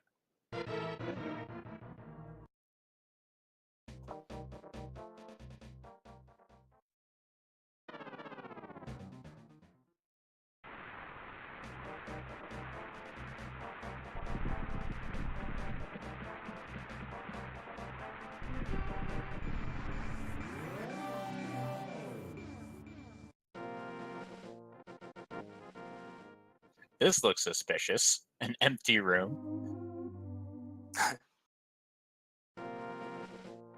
Look at all these jazz hand sandmen. Nice hammer hits.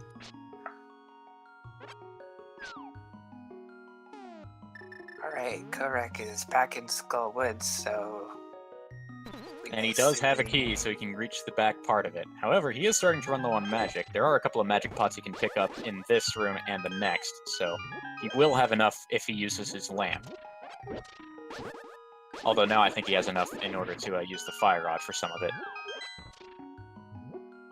Oh, that was a hefty mummy hug.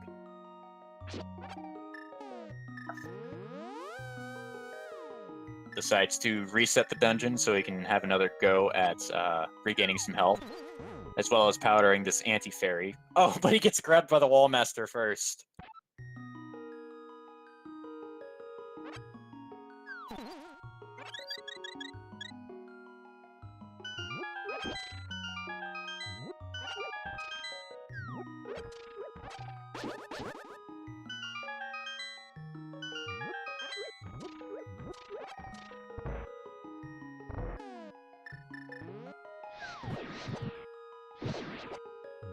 Interesting anti-fairy palette change.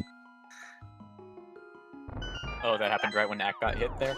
Yeah, right when the anti-fairy hit Ack, his palette changed, and so did the anti-fairies. I think that's because of the sprite that it changed to. That the anti-fairy, I guess, pulls some of your sprite color data. Oh, and we have Vitreous in the Moth boss room. Without the bow, this is a quite difficult fight. And he doesn't have a whole hell of a lot of magic in order to spin through the eyeballs here. So he's going to have to come up with something here.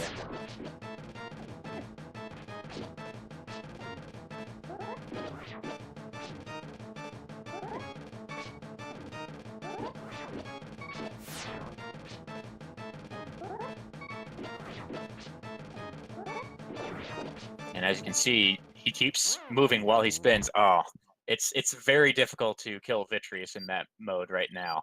He's got a fairy, so he gets another shot at it real quick, but this is going to be difficult for sure.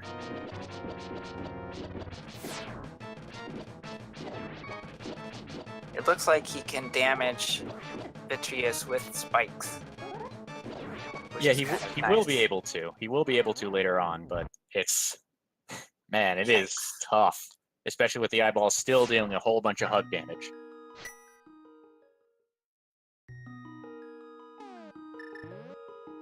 With this big spike on the hammer jump bridge, and the small spike at the end, boy, that's mean. That makes the hammer jump almost impossible to do.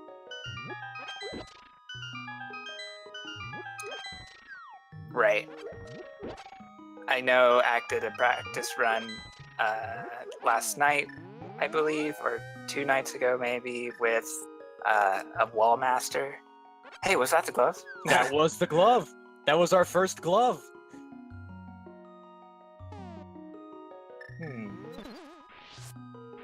That opens up a lot of places for Ack now.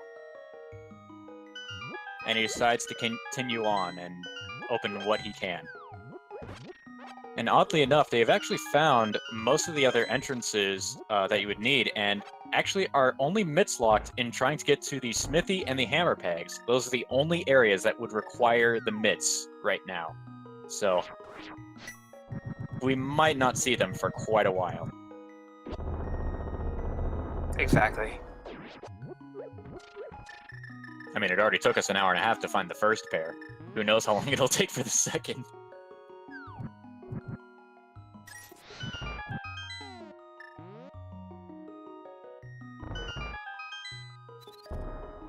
Right, so Ack does not go for the seemingly impossible hammer jump. So he'll just use and that anti-fairy is chasing him down.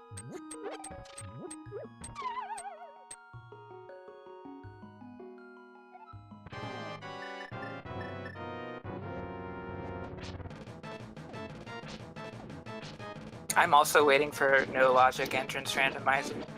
I think it may be on the docket. It is on the docket. It's not quite released yet. It should be released around the same time that the retro mode gets added to the entrance standalone randomizer program.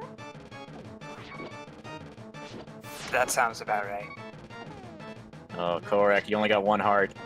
Well, he does have a fairy at the very least, so he can continue the fight if something goes wrong here.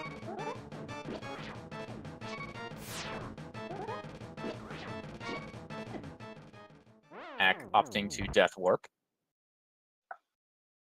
Both our runners dead at the same time.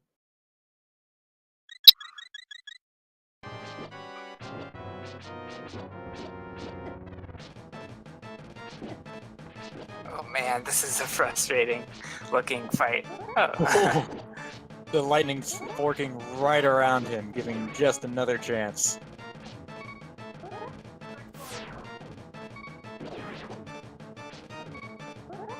Man, this fight is so hard. The normally safe spots that are hidden in the slime in the regular Vitreous room, they're just not available right now. He's got to deal with this conveyor that's always moving him to the right. If he releases his spin at the wrong time, the conveyor will just carry him right into it.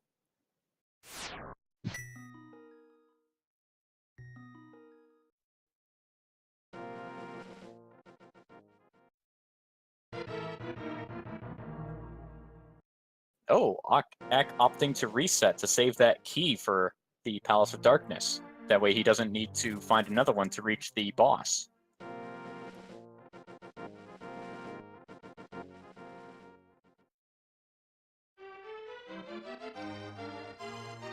I don't think we've seen where the old man exits out of. I don't think either of our runners have chosen that. I might have missed it, though. And there we see the Cannonball Guards. I think those are the first time we've seen them this seed. Is that correct? Yeah, I haven't seen them. So yeah, those guys are actually coded into the vanilla game. They just weren't used anywhere. So the Enemizer makes good use of them.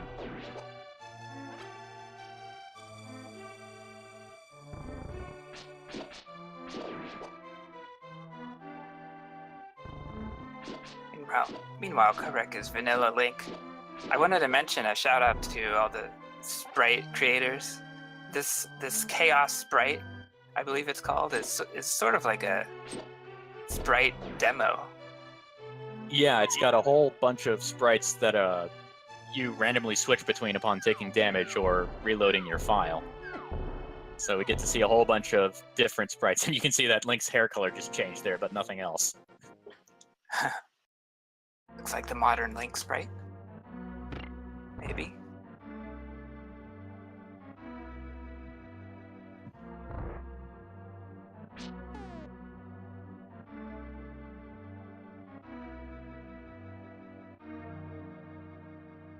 Oh, there's the chest game. Did you already do that one, Ak?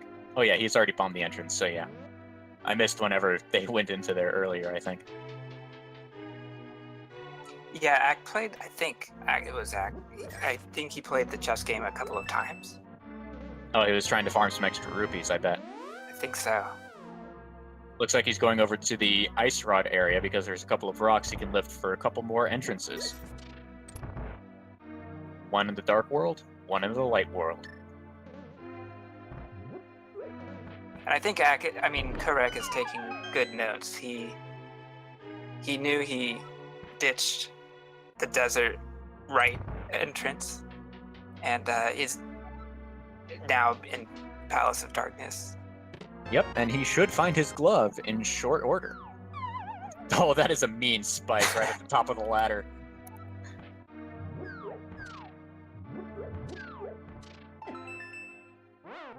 It's kind of funny how you can see the fake skulls, the ones that come alive when you touch them. You can see them clearly on the overworld because they have a messed up palette. I always find that funny. Yeah.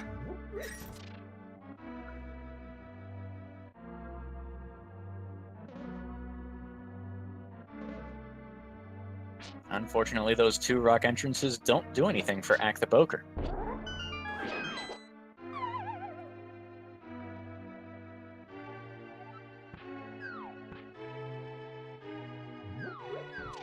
I missed where the switch is in the room Karek's in right now, but he found it. But oh, those heads are doing a lot of damage. He's gonna do a quick cape. Oh, and he gets the key just in time.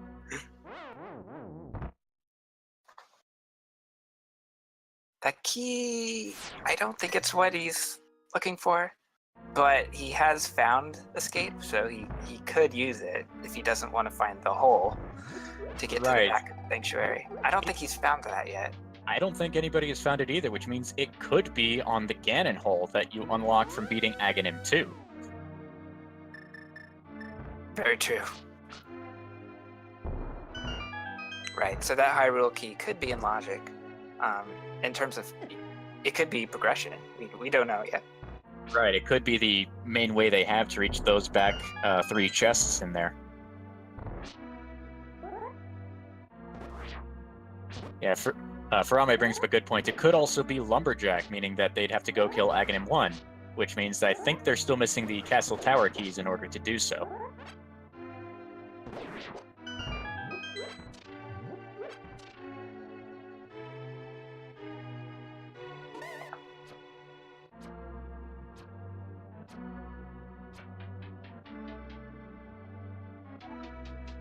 Oh, we finally get a map check. Looks like Thieves Town is a crystal.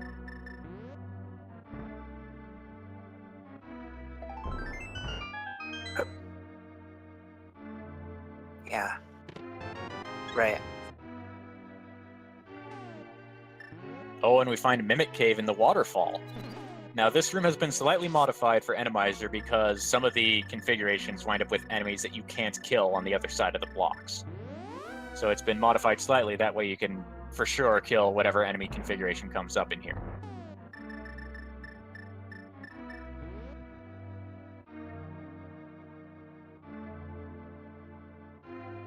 Yep, and of course there's Stalfos in there. That My, is... takes multiple fire rods? Dang, that is one beefy skeleton. All that for a map. I wonder if he'll check it when he gets out of here.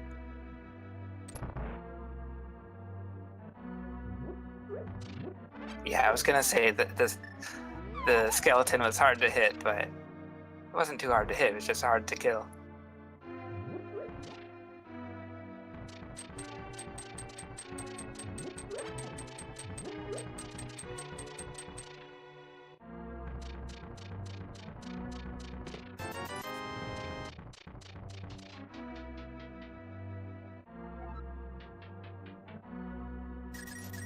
Correct. On his way to pick up the glove, Ack on his way to talk to King Zora, see what we get for 500 bucks.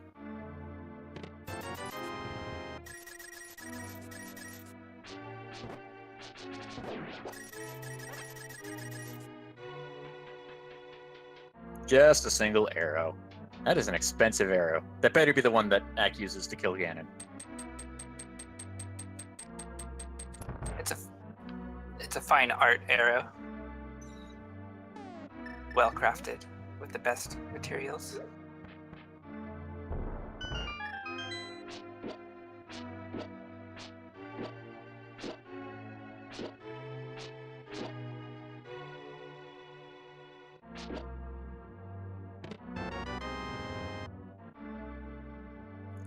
Oh, and Ack turning in the potion shop. I was actually just about to ask that since Korek found the mushroom here in Pod as well. I didn't see when Ack went to turn it into the witch's hut. He must have done that on the way up to the catfish and all that. Luckily, he knew where the potion shop was in Lost Woods here.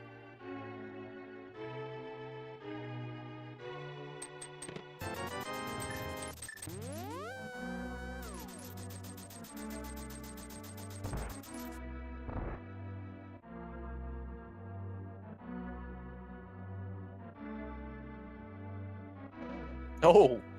Looks like Ack tried to kill that guy with a fire rod, but he just powered on through and stabbed him anyway. Bit unlucky there. Transforming into Trogdor as a result. Korek, what are you doing? You don't have the bow. You can't get back to the boss here. You should know that. Despite not having mimics in Palace of Darkness, you still need an arrow for the statue in the back here. And he realizes it before going too much further.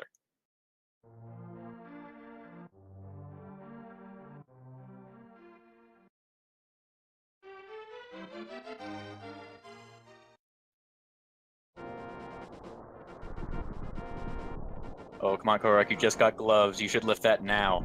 You're right there. Come on, Korek, you can do it. Put those arms to use. You'll get there, I think. He's taking notes. At least he remembers to mirror to make sure he's in the real Dark World there. Otherwise, I think he would have been quite sad.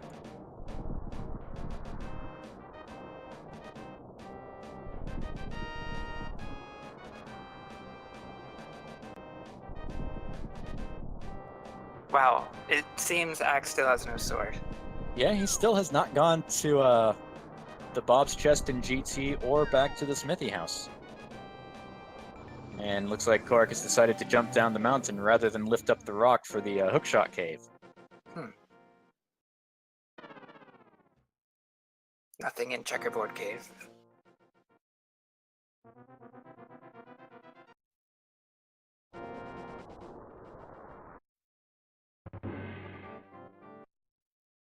I wonder where Korek is trying to get to right now. Right. It seems he's looking for something in particular.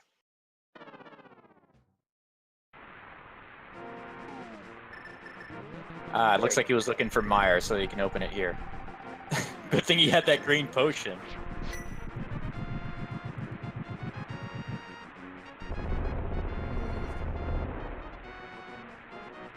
Ak is a little... I don't know. He's hoping for something good under these rocks, but not finding anything.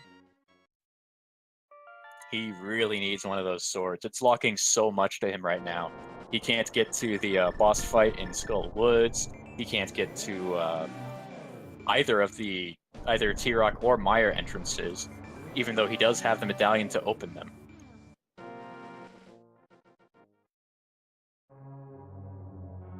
Korek does find the T-Rock ledge. Now, this is normally a hard place to get to in this mode, and it has a couple of entrances that whisk you away, so being able to get here is sometimes quite important.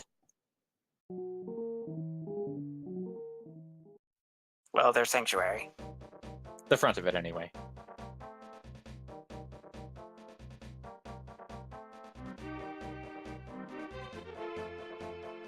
Yeah, another thing that Ak is showing off now is that with the glove, they now have much easier access to some areas, combined with the flutes. They no longer have to traipse around in and out of caves in order to get to the Dark World. They can just flute right to one of the normal locations and use their gloves and hammer. That's right.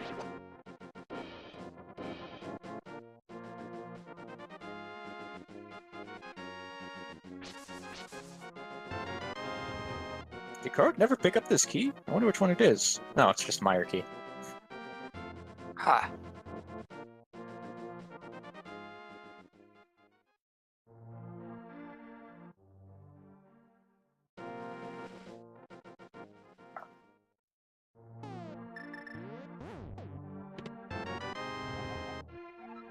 Ooh, the T-Rock big key leads to a Desert Palace big key.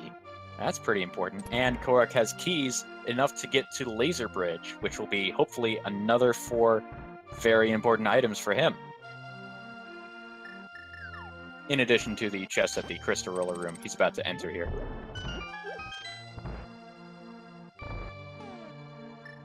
I wonder if we'll find food soon. There's no way to tell. He finds another bottle, though.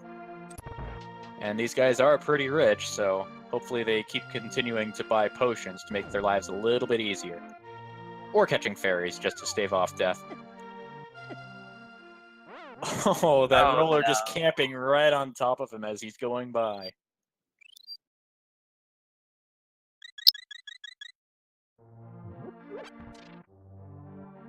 And the switch is not there. He's got to go to one of the other locations with pots on the outskirt ledges here.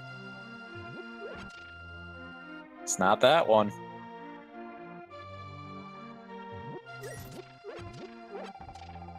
It's not that platform. Must be this last one in the bottom corner. Wow. Meanwhile, Ak the Boker is choosing to go through Ice Palace. He does have the necessary tools in order to complete the dungeon now. He does not have the big key, however. So, or does he? No, he doesn't. So that is still one location that's locked to him currently, unless he finds it in here somewhere. Nice. Korek is able to farm a fairy in this room. Right. Some of the enemies do get replaced with rupees or magic or bombs and such, and those tend to respawn if you reload what we call the super tile, or rather the larger set of rooms. So that makes this a bit easier for fairy farming.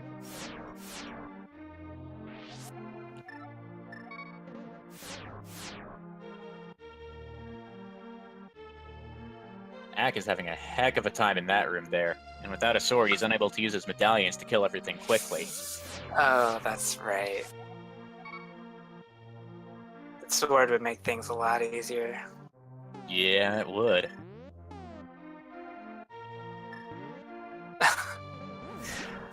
I mentioned narrow passageways earlier, and Ice Palace is one of the worst. Yeah, Ice Palace is one of the most difficult dungeons to complete because it has a lot of rooms with a lot of enemies in them.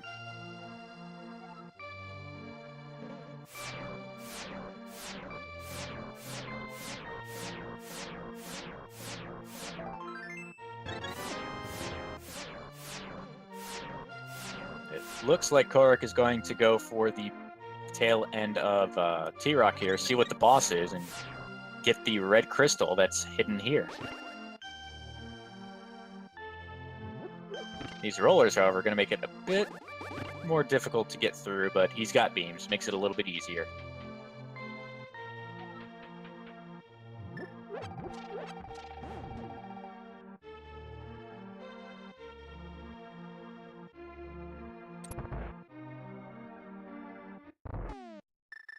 And it's Cold Stare.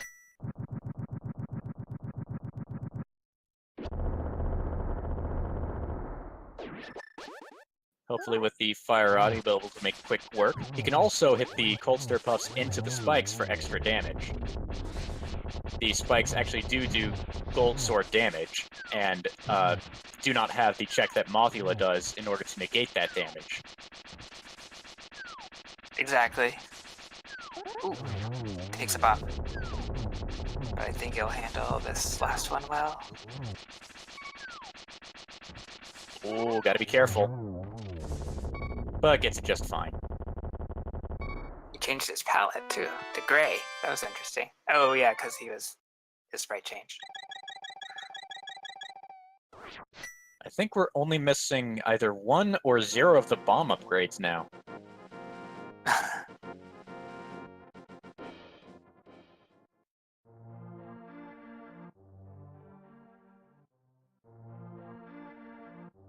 Actiboker picking up his Desert Palace big key.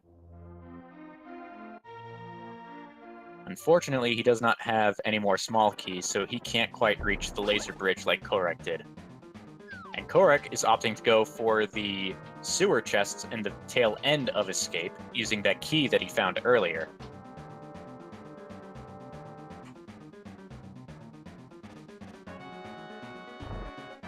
It's a good call. And luckily he does have a sword and medallions with which to deal with the next room here. That is a narrow hallway filled with all mess of enemies. And it looks like it's a bunch of chomps and fire bars, so maybe the medallions wouldn't have been such a good idea there. Right.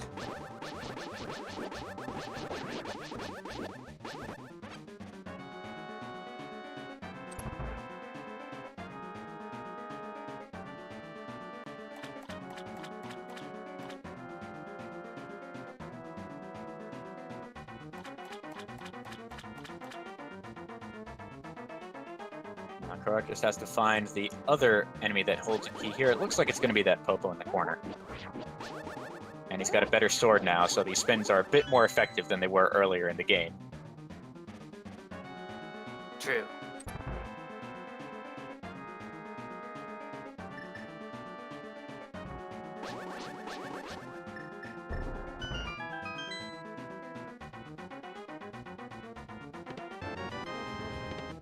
The shovel, 10 arrows, and the silver arrows. Unfortunately, he does not have the bow with which to use them.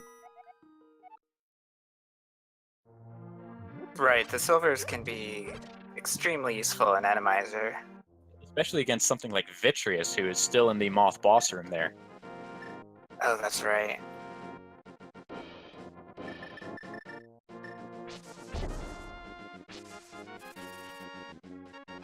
In fact, one of the more fun things to do is, when you do have the bow and silvers, is to just let the conveyor carry you as you shoot arrows and kill the little eyeballs one by one by one. Ack finally finds his big key to Eastern Palace.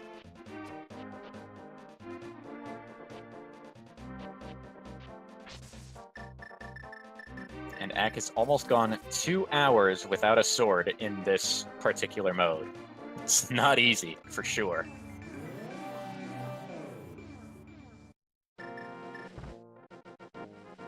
Oh, right. He knows exactly where Eastern is and finds it immediately.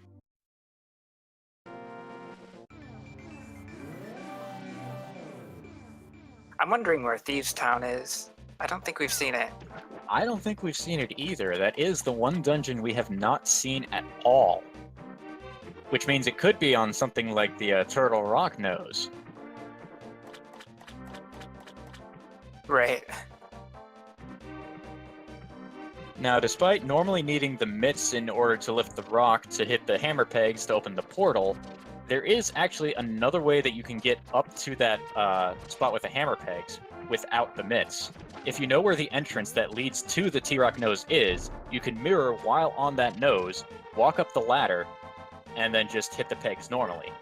So, I wonder if that is something these runners will have to do at some point. That's clever. I didn't realize that, and I wonder if that's in logic. I actually don't know if it's in logic. But I it would is say something you probably can do. not, because you usually get shoved out of the entrance in entrance shuffle, but I don't know if that's the case with this entrance. You don't get shoved out, you do get placed on the nose, but you're not able to re-enter immediately. You can, Yeah. however, walk off of it. So if you choose to not walk off of it and mirror instead, which is an item that you're guaranteed at the very start, then it could be something that is in logic. I just don't know if it is or not. TT is actually a crystal. Thieves Town is a crystal. We did see it from Axe Overworld map earlier in the run. So it is something that we do need to find in order to complete this run.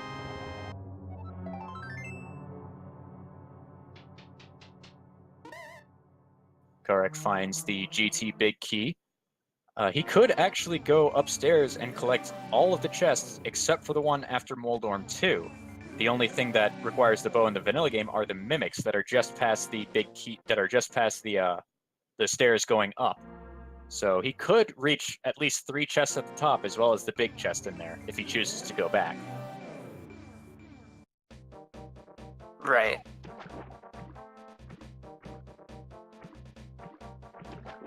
I'm not positive which goal this particular seed is.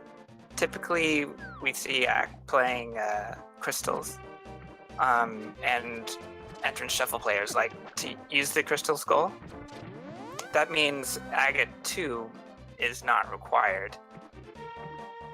Right, it's not something you need to do, but it does open up another location in the Ganon drop. But Right. It's not required in order to make Ganon vulnerable in his 4th phase. You do still, however, need all 7 of the Dark World Dungeon crystals.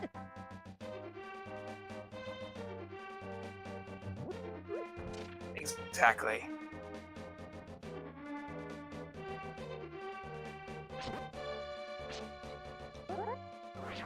And I'm wondering what other entrances we need. We still are looking for the dam to give Right. access to Swamp Palace. We still need that. And I'm we're not still sure looking if for Swamp Thieves is- Town. Yeah. And you're right, we don't know if Swamp is a pendant or crystal yet. I don't think Korek has checked his map recently. I know Ack did, I think. Yeah, he checked his map when he was here at the Catfish. And that's how we figured out that Thieves Town was a crystal.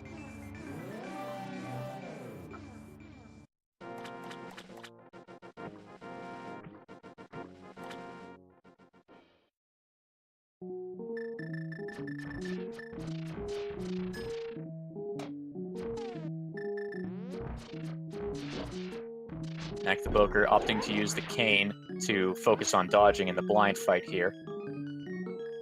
Just placing the blocks in the path that he knows blind will take. He exploded that block a little too soon. Hopefully he can close this out before taking another hit. And there it is.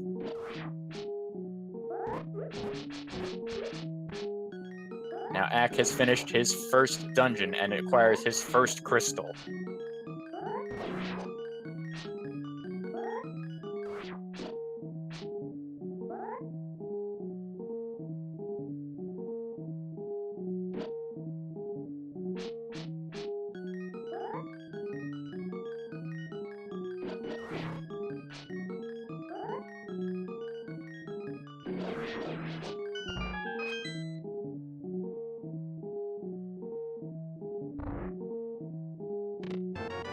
I don't think we've seen where this part of Hookshot Cave leads to, so this could be something new.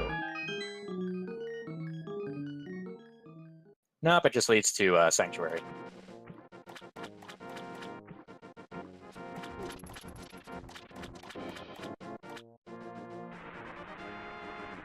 Going back to the blind fight, fun fact, I lost my internet connection for a few seconds, so I was able to witness the fight in fast motion, bringing me up to the present. And I bet that was looked quite clutch.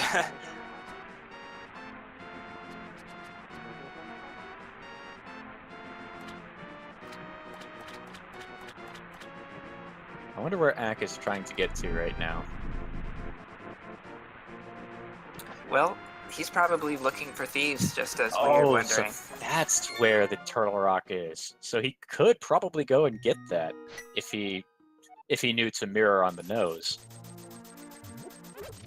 Yeah, you just gotta find Spiral Cave, go out the normally the top exit there before falling down. So that is something he could do. He is opting to go into this that Korik skipped earlier. It's just the bottom Spiral Cave.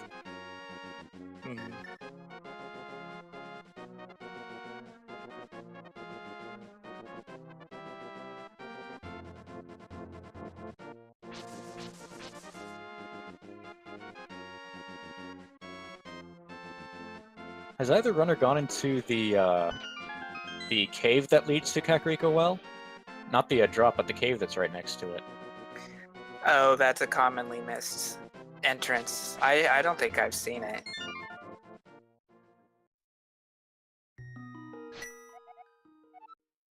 I don't think I've ever done a count of how many entrances there really are in the game. It's got to be at probably close to 100, if not past it. And keeping track of every single one of them, as far as which ones you've gone into and which ones you haven't, can be a difficult task. But we find Thieves Town anyway in Skull Woods.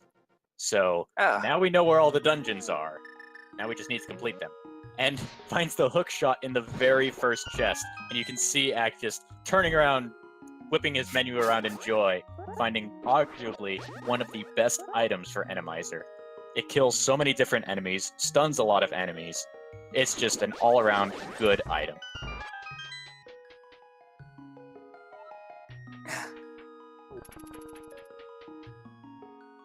On Korik's screen, we saw him handle enemies, but somehow flew out the door before grabbing the key. Oh no.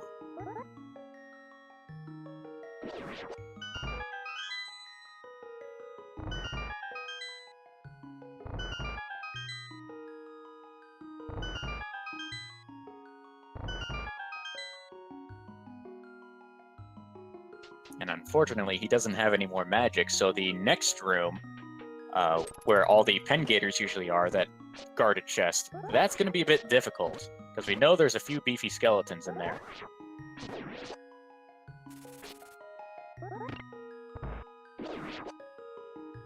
And of course, even though we know where all of the dungeons are, we're still missing some keys and items in order to complete them. Right. Thieves' big key, of course. But with a hookshot in hand, Ack knows exactly where Hookshot Cave is, and is going to see what he can find. Another thing that the hookshot unlocks is Mire. You can actually get across that pit at the front of the dungeon, the pit there. The only ways across there are with either the boots or the hook, and having just found the hook, now he has a way to get into the dungeon further. That's right. At this point, regarding the boots, I'm wondering if the boots will block the dam. They could. There are Seems a number to be of more and more likely. Yeah, there are a number of locations that are blocked by boots. Obviously, the easy to remember Sanctuary Bonk Rocks, but there's also a set of Bonk Rocks outside of Link's house in both the Light World and Dark World. And remembering to hit both of those can be tricky.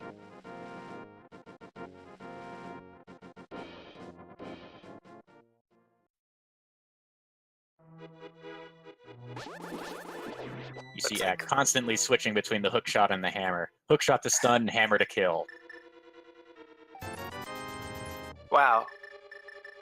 And I just noticed the drop. The stun prize is 8 bombs.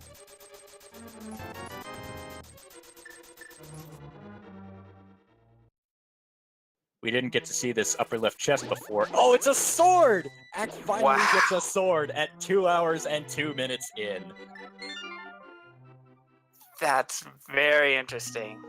That's also very good for Ack. Not having a sword has been holding him back a fair bit in this seed.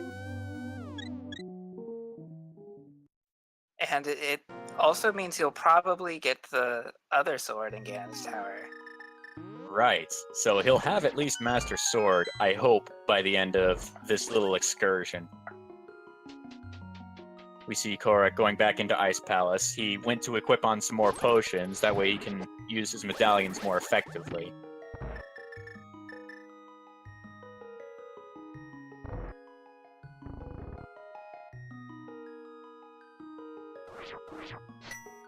I just noticed that Ack took a bunch of damage from that big yellow spike.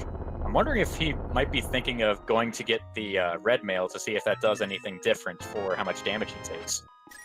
Because those tend to be a common enemy. Maybe. I would guess not, though, because he's already kind Yeah. of used to how much damage things are doing right now. Yeah. Well, I liked how those beetles and other enemies were sort of honing in on Ack right in that room where he had iframes. Right, he was using iframes from being on top of the peg and switching it at the same time. So he got to use that while getting right into the orange warp. And here we see another cannonball soldier in the bomb room of Ice Palace. We finally get to see them in real action here. And they seem to have a fair bit of health.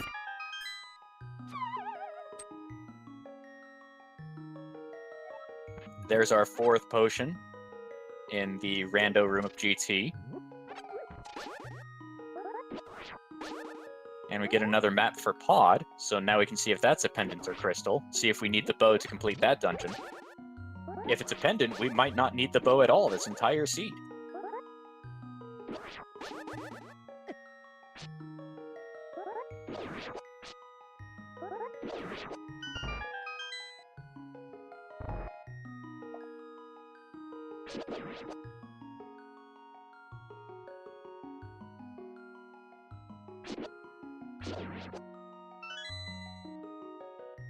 That's sorry for the delay. That's very possible. I think so far I've played only one entrance shuffle seed where I didn't have,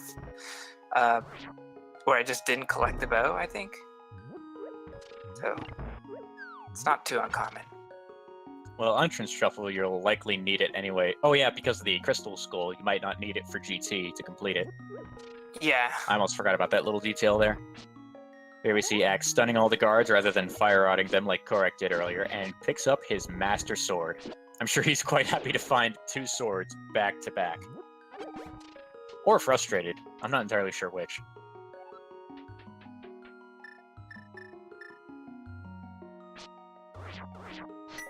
Yeah, it's interesting because he's now even with Korek in terms of swords, and I'm not sure who will find the other upgrade that the other missed rather.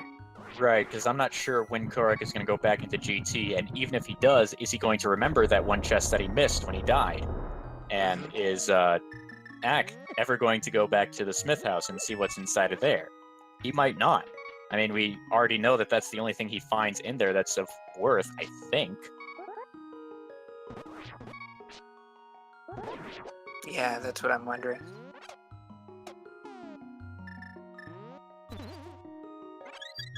And now we'll get to see if Ack decides to start climbing the tower. It looks like he's going for it. He knows that he does not need the bow to go past the first couple of rooms that normally have mimics.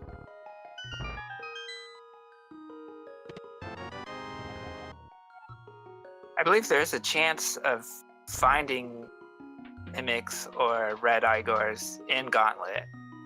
Right, I think you're correct on that, but they're not necessarily there. Right.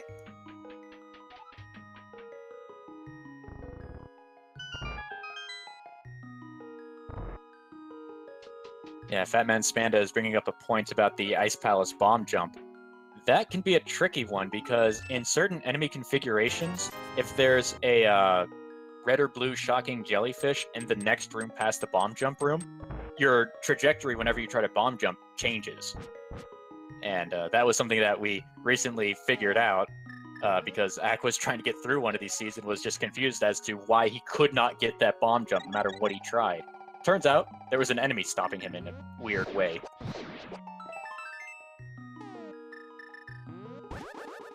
I'd like to see that.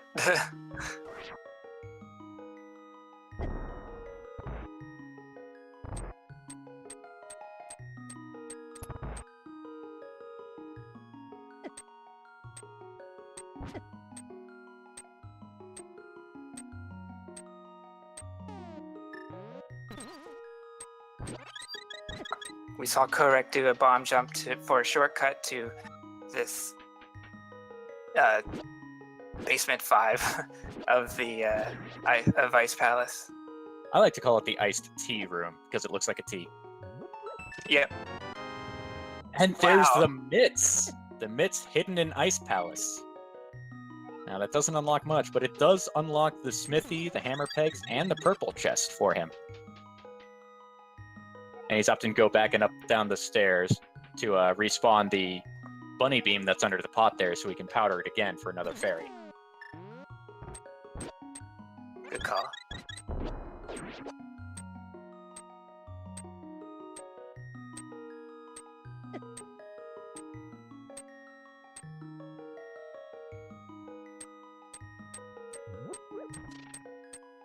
Ak trying to use bombs to take out some of these enemies, but I think he's damaging them before the bomb can actually hit him, so he's kind of interrupting. Yeah, he's interrupting when the bomb would actually damage it. There we go. Meanwhile, Korok is making his way to the very bottom of Ice Palace, eager to see what boss is waiting for him down there. But he pushes the block the wrong way. He's got to go back up and down stairs, except there's a key door that blocks him, and he doesn't have any more keys. So no. he's got to fall down in a weird way. Oh, but he takes a death! He's got to go through the entire dungeon again. Or, nope, he's got a fairy. He collected them earlier. He's fine.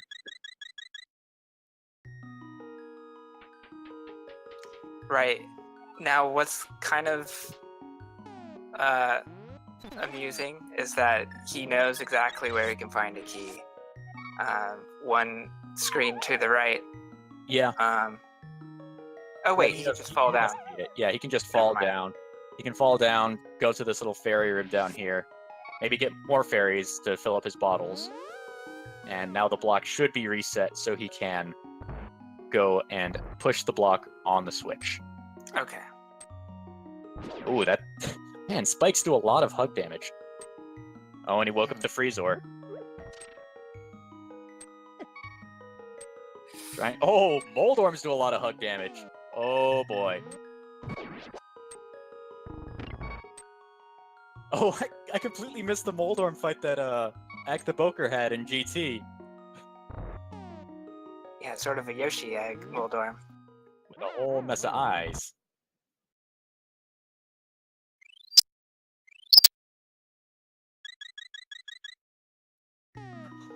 Korek is coming to a room that is, I think, notorious for having wall masters. I don't think I've had a wall master in that room before. That sounds like an evil location for a wall master. My goodness. It's extremely evil. And not only, you know, is it a terrible, like, would it be terrible to have a wall master grab you so deep in the dungeon? Oh, hey. Hey, it's Armos, except Thwomps. Thwomp Knights. As I was saying, the wall master is particularly difficult to avoid because you are in a narrow passageway. And there's a whole bunch of things that slow you down, such as pulling the statue or lifting the rock. And if you happen to do that action at the wrong time, you might get grabbed. Exactly. And Farame is bringing up a good point. A worse place for a wall master is right before Aga 2, in that hallway with the bumpers and the ice and the spikes and everything. It's possible for one to be there, grab you, and bring you all the way back to the start of Ganon's tower. So I've heard. I think that came up in one of the speed gaming dailies when they were debuting the Enemizer in that.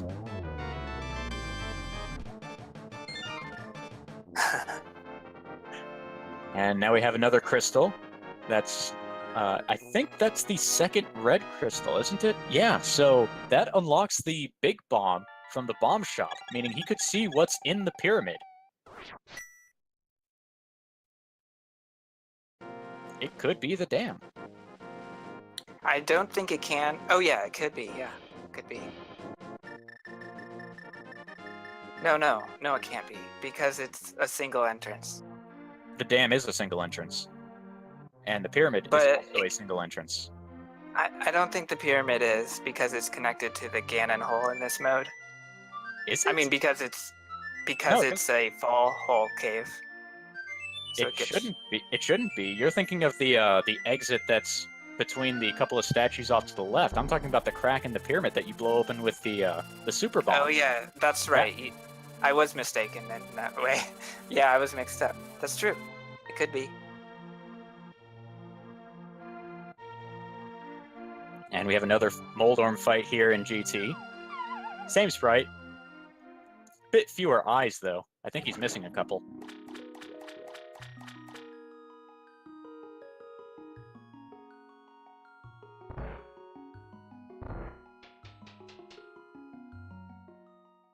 Get another map to Skull Woods.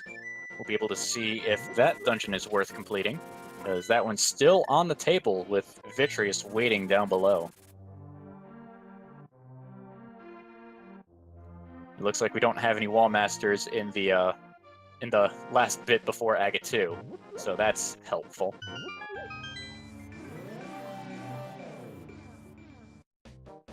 And the two Aga fights are the few boss fights that are not randomized in this enemy randomizer.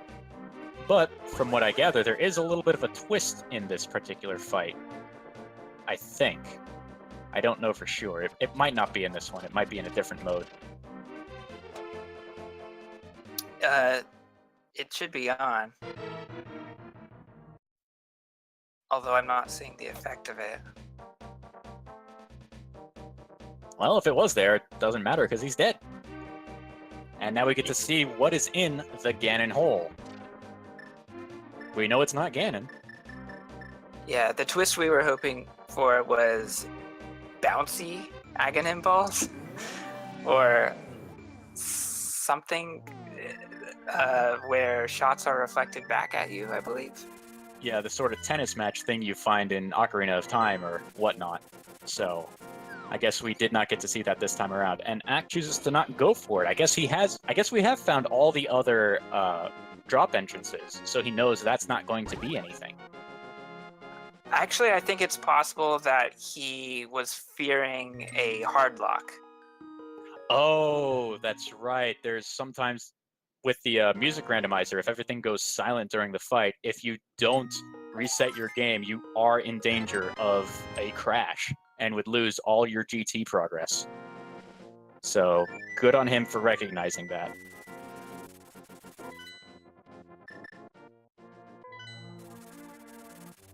Yep, it's happened to me before.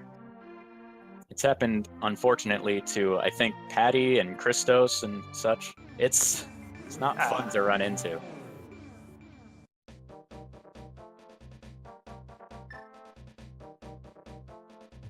And oddly, I've only ever seen it happen in context of Aghanim 2. It's never from Aghanim 1, it's never from any other dungeon or cave or anything.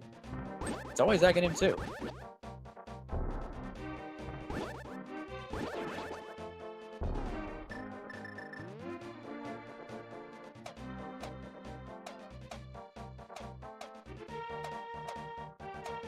But Ak is making his way to the pyramid. Korak is going through the hammer pegs because he got his new and shiny mitts.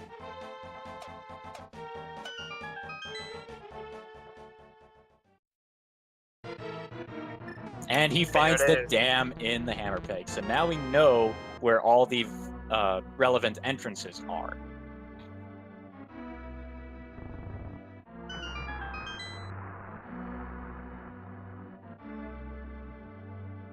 All we're missing now are the keys in order to complete them, as well as possible items.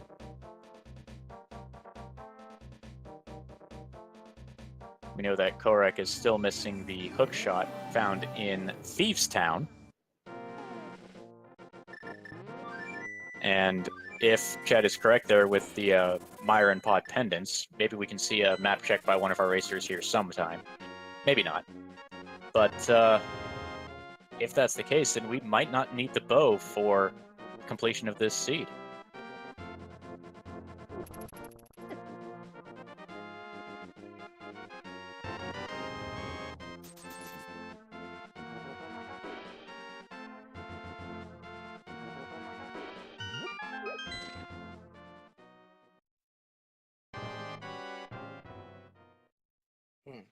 Well, since there's nothing of value from the bat, that's kind of a disappointing Ganon fall. But Ak was also perhaps looking for the back of Sanctuary because he's going all the way through Escape now.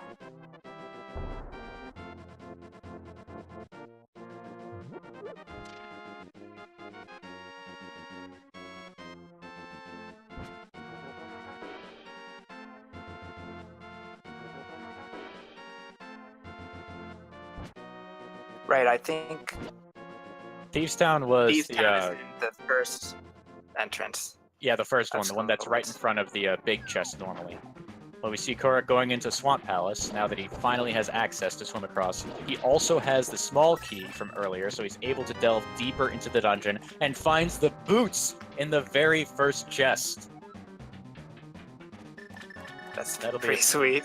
That is pretty sweet. He gets to speed up the rest of his dungeon clearing here. As well as Bonk. Yeah, it's really difficult to see who has an advantage at this point. Hey, that's an important the key. big key to Thieves Town, so that's another dungeon that Korok can probably complete.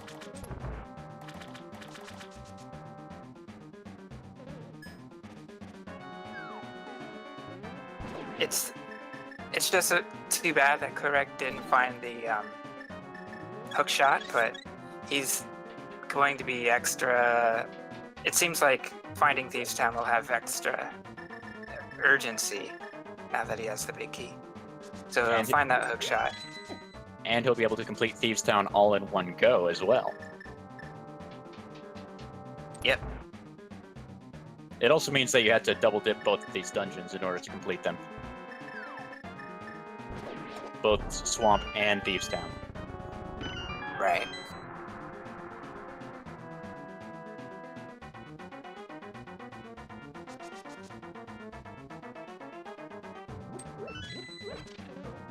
Korek smartly checks this bomb wall, since the swamp key in that main room can be there, and it was. One of those little things you gain with experience to playing with the bot shuffle mode on.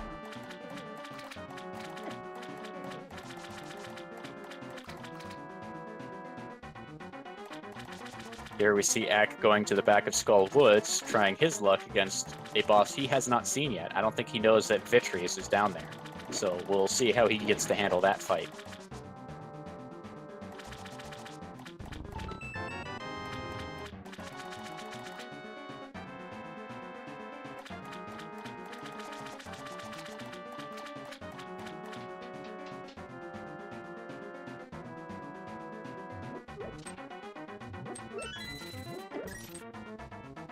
Korok finds the key early, so he didn't even need to worry about flooding it this time around.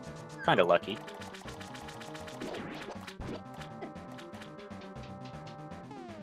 And everything is doing so much damage. At this point, I would consider going to go get the red mail wherever it is, because it's surely got to be better than whatever damage table they've got now.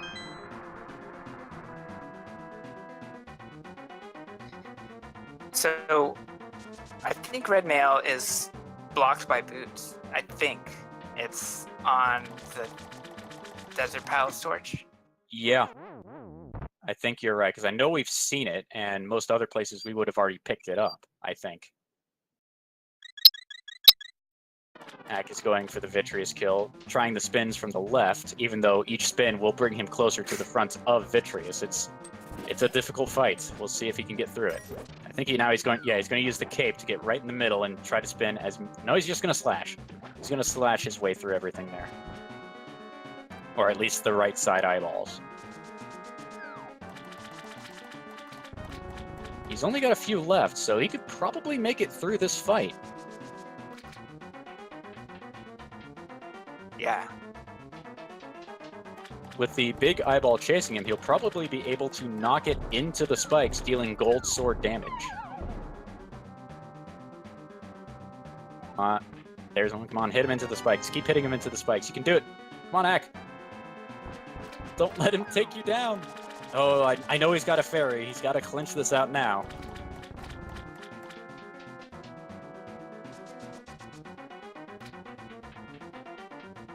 There it is.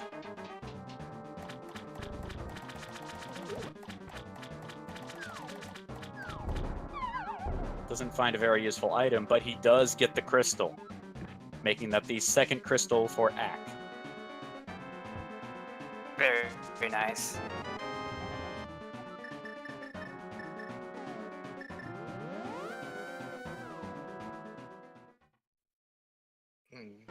Unfortunately, left side swamp was not helpful for Korek.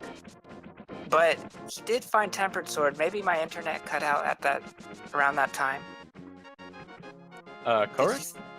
Yeah. No, he's had Tempered Sword for a little bit. I think he did go into GT and pick it up. I'm not entirely sure, though.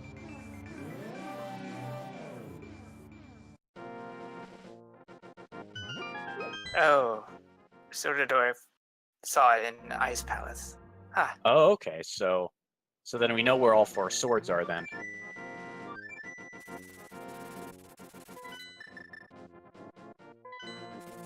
Huh. I was, like, chatting, but missed what was actually in the iced tea chest.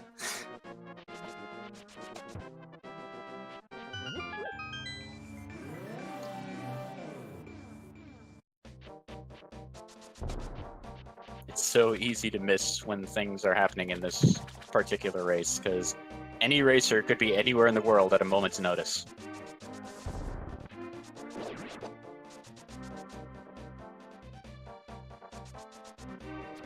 Interesting. Lumberjack silhouettes with that palette. A little creepy.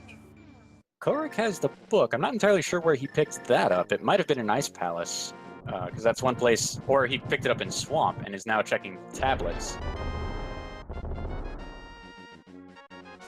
Has a big old money shield. There you go.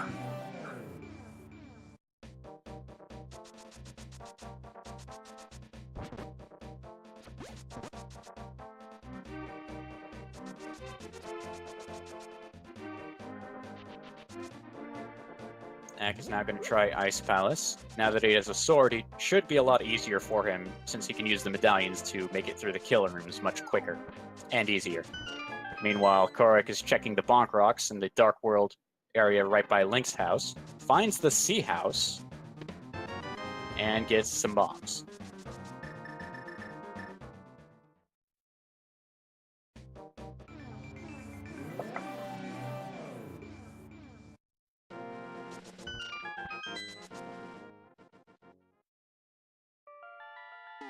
And it's Spike Cave. So now we'll get to see what's at the end of this tunnel full of spikes. We've got the Cane of Birna, we've got plenty of hearts, we've got boots and such. Should be pretty easy to get through here.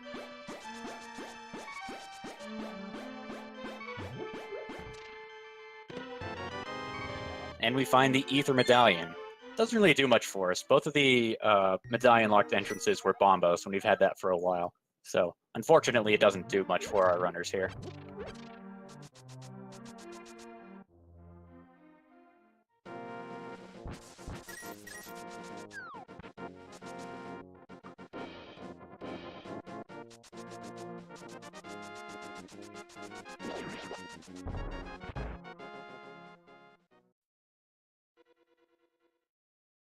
We see Ack using the hook shot on these shadows, which kills them in one hit.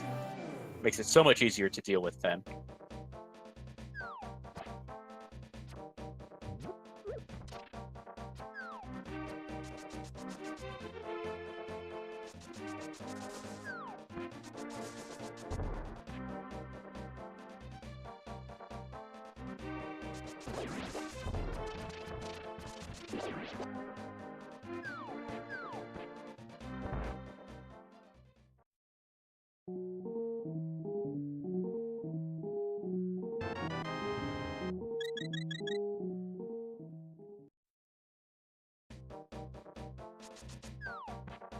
Correct, gets his heart container from the sick kid. If I were Korak, I'd be going into the multi-entrance caves trying to find Thieves Town. I'm wondering what he's going for right now. Maybe just looking for the rest of the single entrances that still have items. I'm not entirely sure what he still has left.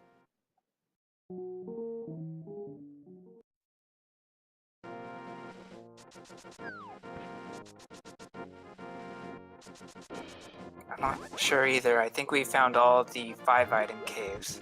We found those fairly early. Right, we know that Hype Cave and Mini Moldorm are in Kakariko, and I know we found Blind's Hut pretty early on in Dark World. So we have all the major areas that hold a lot of items. We even have Sahasrahla.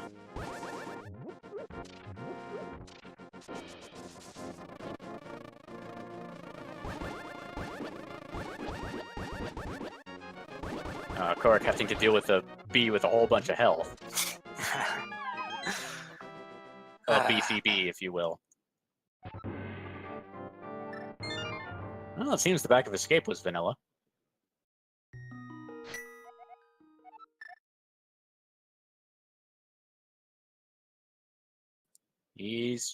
Poor Korak is thinking about where to go next. He's in the tank a little bit. I wonder where he's thinking of going now.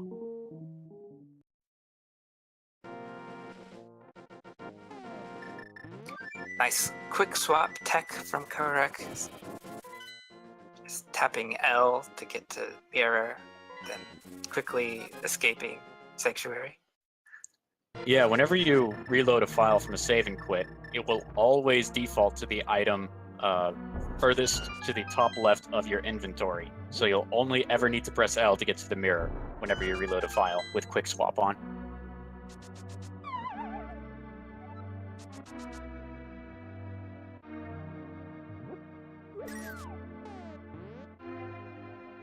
We saw Ack perform a different variation of the west to east Freezor bomb jump. He went from the bottom, and he got a fairly easy lineup. Oh, that's where Mix were. Korak having some trouble getting by the invisible walkway there, and he picks up the wrong pot. He's not able to bonk there. He's going to need to fall, reload the room, and then try again.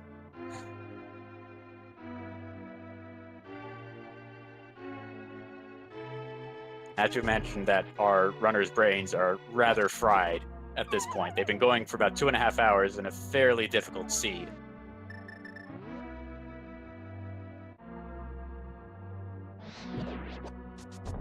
Nice fire rod. All of that work for a blue rupee.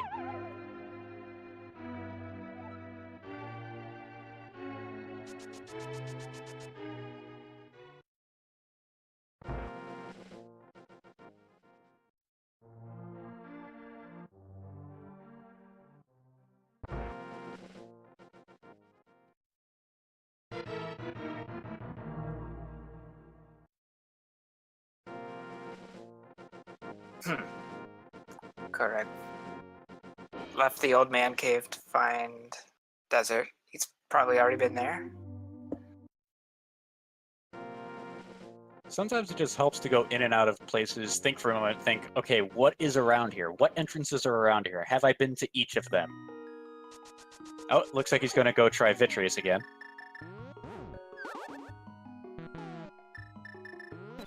And he's using the fake powder glitch, just so that he doesn't have to worry about running out of magic there.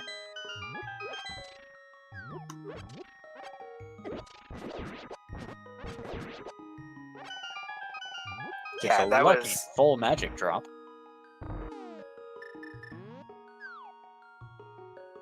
Yeah, that was pretty nice. Good setup there.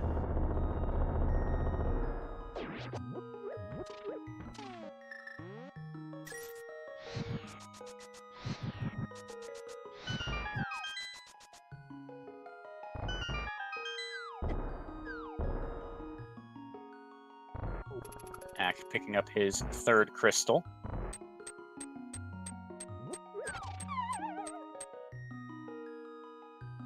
Wait, when did he complete Thieves' Town? He doesn't have the big key there yet. Okay, no, I was just misclick. He's had Ice Palace and Skull Woods done. Yeah, it's still his third crystal. He just needs to find the dam and get to Swamp proper that way. He's on the right path, though, because he just picked up the mitts from Ice Palace.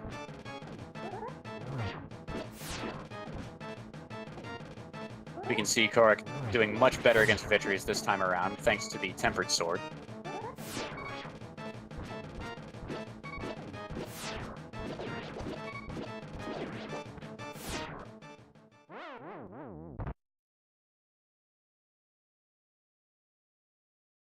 He didn't have a fairy? I'm surprised. He's been hoarding fairies so much, and the one time he doesn't have any.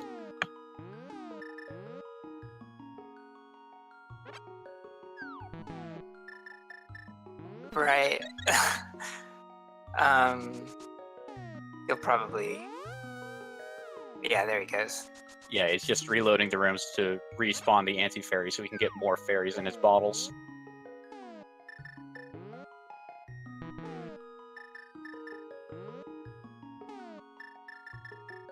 Wasn't quite quick enough on that one. He's got to be careful about the Wallmaster that's above him right now. I'm sure it's on his mind as he's trying to catch this fairy. It's nice how net dash increases your sort of your hitbox for catching fairies. Yeah, I'm not entirely sure what that hitbox looks like. I just know that it's a lot larger than it normally is. It's like the entire width of the net spin, but you get to move forward with it. Yep, something like that.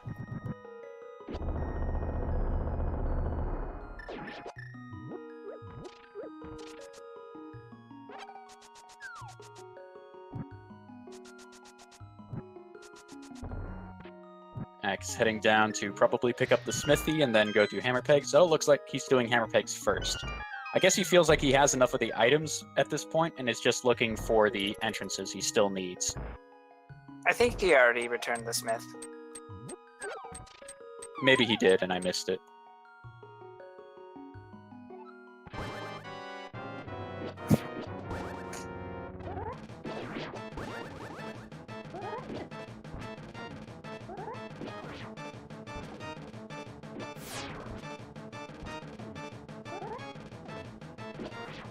Here we go for another round of Vitreous.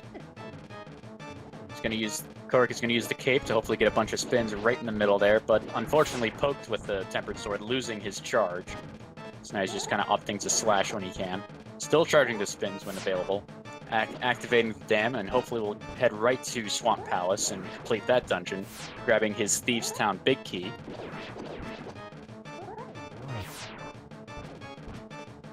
Just one more small eyeball left for Korak here. I believe he still has his fairy in reserve.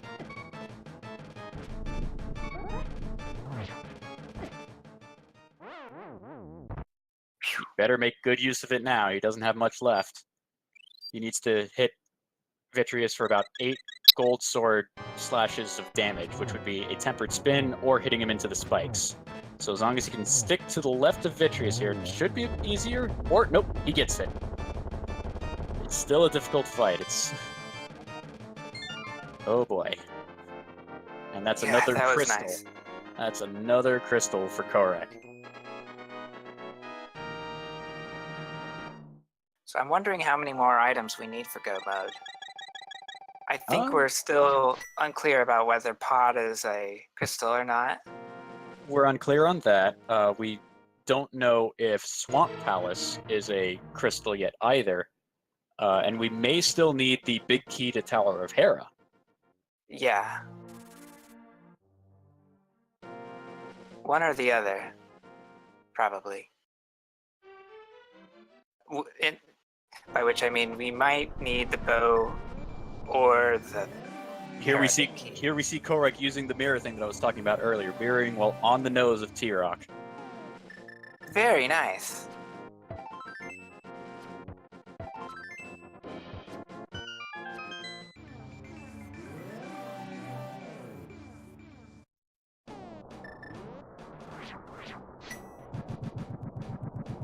Although out of the entrances left, I wonder what he's looking for here. I guess he hasn't By the way, found correct. Thieves Town, so I guess he's still looking for that. Right. If Correct did mess that up, he does have mitts. Right, he could get it sure. normally, but yeah. It is possibly a little faster to do that. Oh, and it just happens to be Hookshot Cave, where he's already been.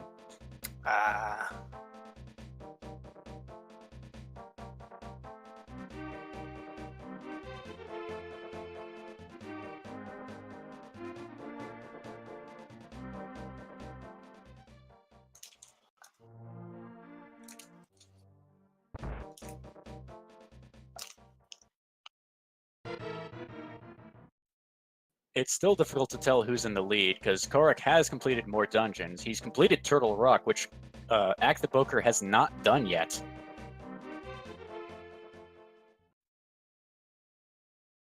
At this point, it's still anyone's game.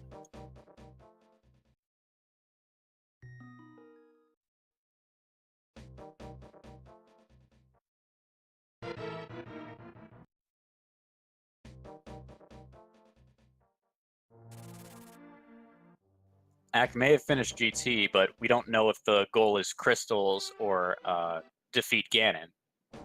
So we don't know if Aga 2 was required or not. And so far, out of the items that we found from upstairs GT, as well as being locked behind the Ganon hole, it's not really going to be required.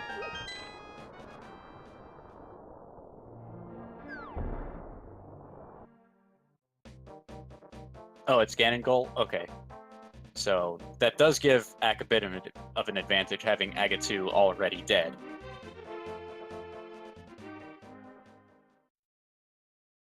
And we're learning that Pod is a pendant, which means that we now know what each dungeon needs, which means we're still missing the Tower of Hera big key for a true Go mode. Although it could be in the back of Swamp here, because Korok was unable to check those chests earlier, missing the hook shot.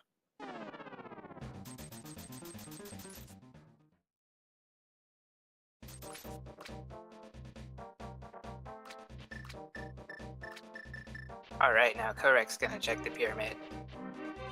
He's got the big bomb in tow, but I think he's in Dark World right now? It looks like he is. I saw a suspicious transition there, I'm not actually sure. Yeah, we'll know when we get to the bridge here. Oh yeah, it's definitely Dark World. Yeah, he was in a fake Light World state and then transitioned, which brought him to the real Dark World. It's one of those weird things you have to keep track of. That was a good use of that condition.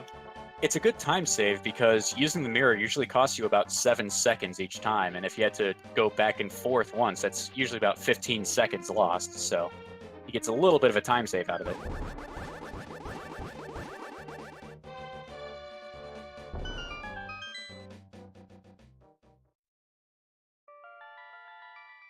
And he finds the library with a bunch of bombs on the shelf.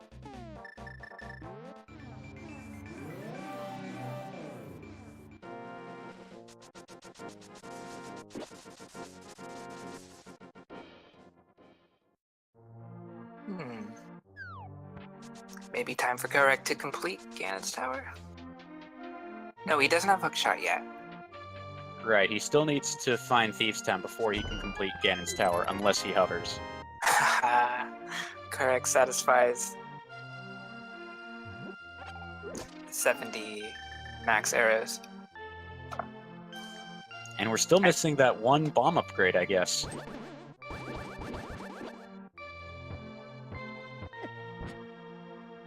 So far, not finding the one big key we're still missing, the one for Tower of Hera. Doesn't seem to be here in Swamp yet. There's still a couple of locations left, but not many. A key to Castle Tower, that unlocks something. They can finally get into the Dark Maze a little bit. That's true. And Here we go. Yeah, Korok goes straight for the one chest that he missed earlier. He's going to be happy to have his gold sword, I'm sure.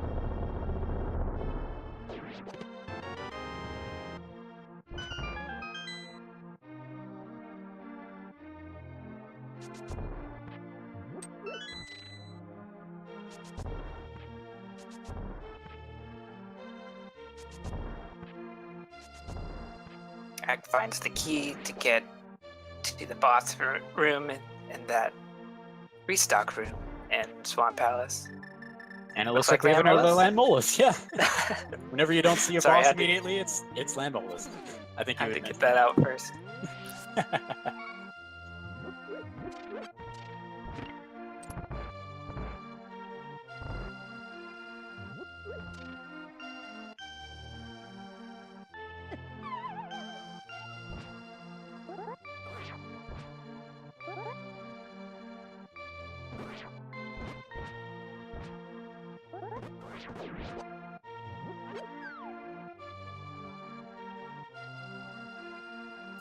Boy, is that a frustrating big key to find since you can't re-enter the dungeon right away.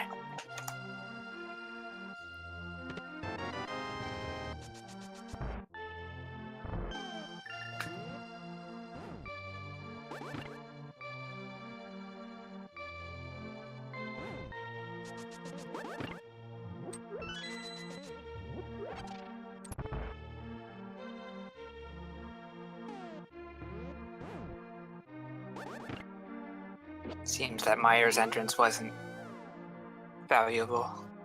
Yeah, it was just the other side of the Angry Brothers house, and we've seen the other side of that earlier, so it doesn't lead anywhere new that we could see. Korok, missing the hookshot, has to do all these little bomb jumps to cross the gaps.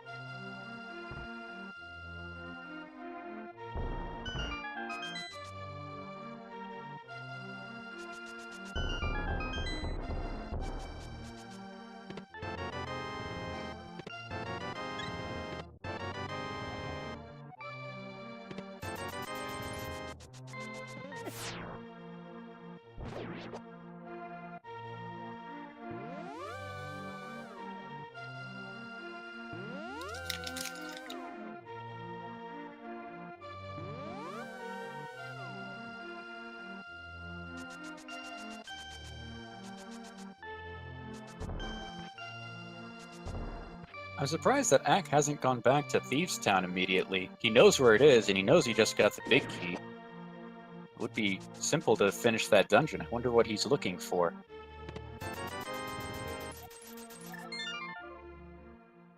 Oh, he's just checking all the Bonk Proc locations that opened up, using his boots to full effect that he got out of Swamp Palace there.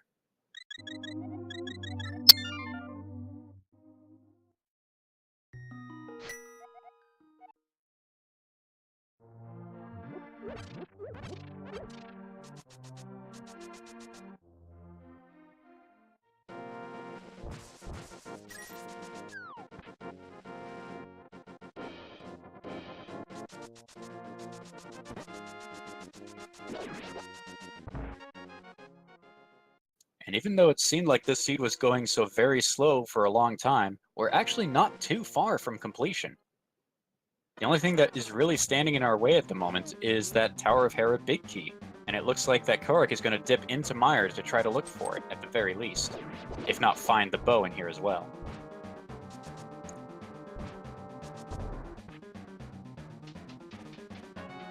That's right. I think the light's at the end of the tunnel here. So we'll find out.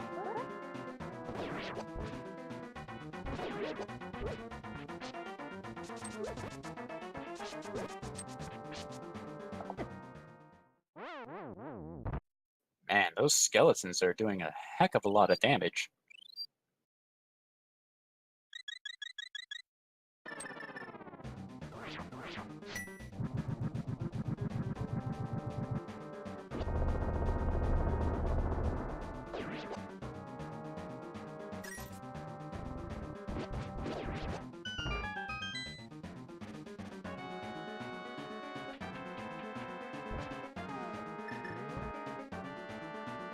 And Sonic the Hedgehog grabs his mirror shield. The big money shield.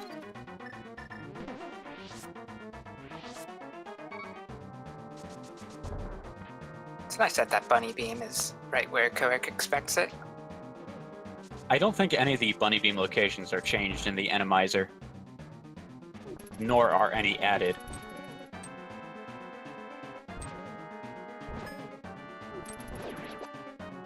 That's good. Excuse me. There is an effect that sometimes happens in Entrance Shuffle. When you're hit with the bunny beam and you don't have Moon Pearl, you may be permanently in bunny form.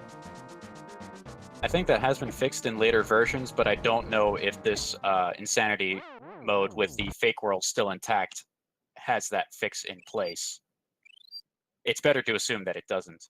But on the other hand, you do start with Moon Pearl in a guaranteed chest in this mode, so that shouldn't be an issue. Oh, that's right. Yeah. Someone mentioned it the other day, I just can't remember. I mean, I just didn't see it, so I don't know.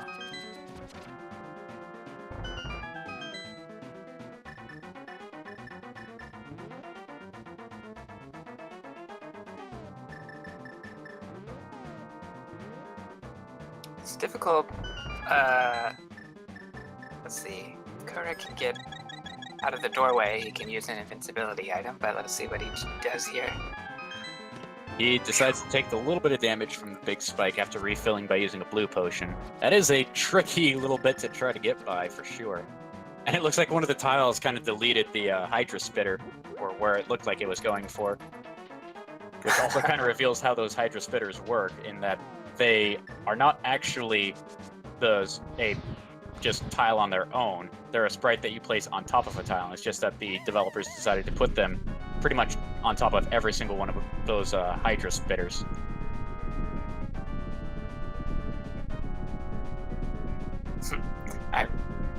Collects a heart.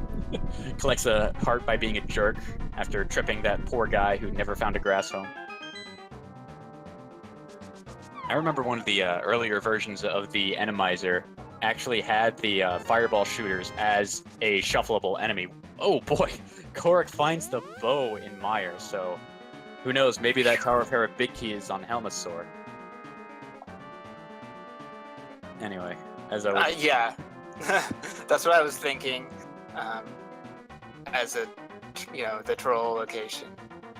Right, and I don't think Koek has picked up he hasn't picked up the chest in this room yet, which means he has to go and check every single pot in this room, trying to find the switch that reveals it.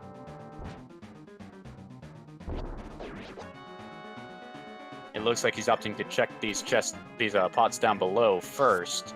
That way he doesn't have to come back down later.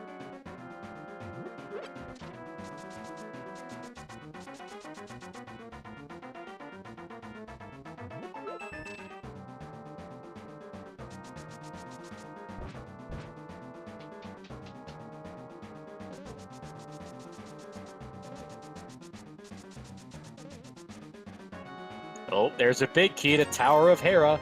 Ak has found his final big key that he needs. That puts him on good pace to complete the siege from this point. That does mean that the bow in Misery Mire was not actually required this seed. Wow. So does Ak know he's in go mode? Is he the one with how? Yeah, he knows which dungeons are crystals and which ones are pendants at this point. Luckily, he does have a blue potion in order to deal with this cold stare in Thieves Town, but I believe he is in go mode and will hopefully be done with this seed really soon.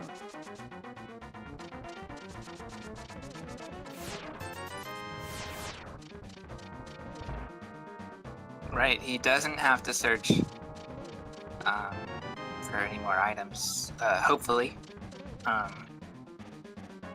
So he won't go to Desert Palace. He'll probably go straight to Tower of Hera. Right, he'll go to Tower of Hera or Turtle Rock, whichever one is closer for him, depending on how the world is built, because I'm not entirely sure. I'm sure these guys know, but I sure as hell don't.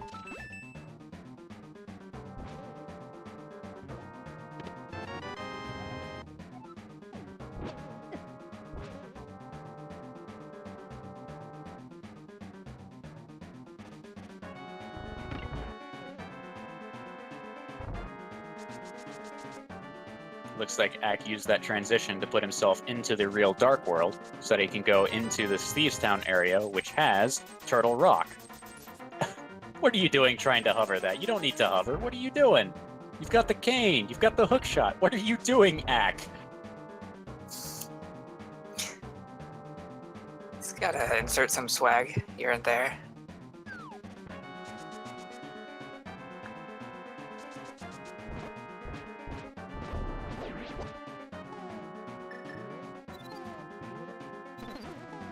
And realistically, Korak is not far behind. He just needs to find Thieves Town, which is in the entrance that's right outside where you find the big chest in Skull Woods. Once he finds that, he's actually in a good position to catch up. That's true. Both of the items he needs are there.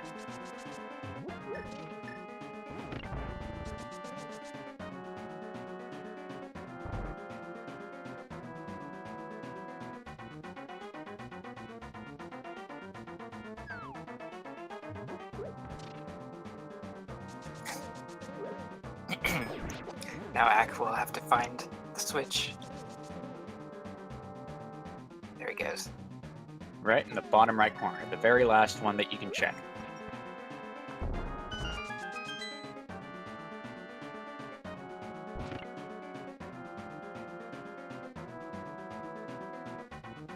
Ak opting to use the Cane of Beer and a dash to get through that room quickly and look really cool while doing it.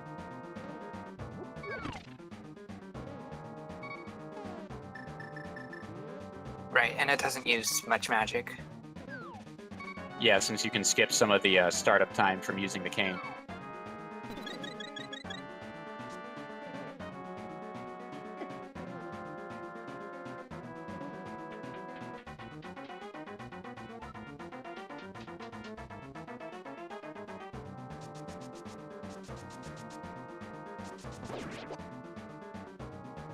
So, what is the boss of Misery Mire? It looks like another Lanmolas. So we've had 3 Lanmolas, a couple of cold stairs. Actually, I think we've had 3 cold stairs, a couple of Moldorms, a Vitreous. What bosses haven't we seen yet? We saw a Blind. Did we see Helmasaur King? We have not seen a Helmasaur King, nor have we seen an Argus or a Mothula. Mm-hmm. Nor have we seen Trinix. Right.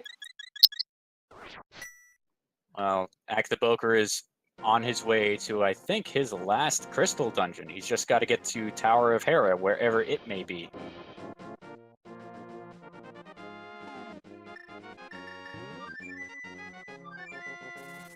Looks like he knows exactly where it is.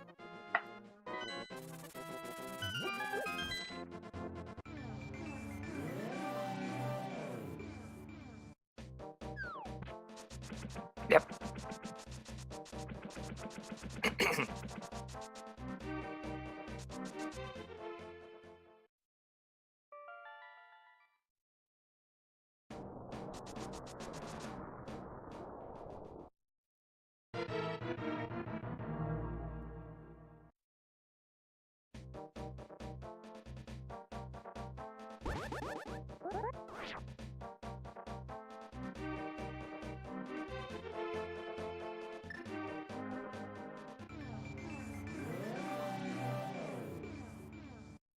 Oh man, things are still doing tons of damage to our runners here. It's still difficult to get through these dungeons unscathed. Yeah, the chaos damage setting keeps things a challenge. It kind of keeps you from being overpowered at this point in the siege. Even when you have all the weapons in the world. Yeah, and all of the hearts. And here we have another Vitreous. Oh, nice. It looks like Ak is going to try to tackle it from up here on the ledge. As you can see, the eyeballs just kind of float up to you, so you can just slash them at your leisure.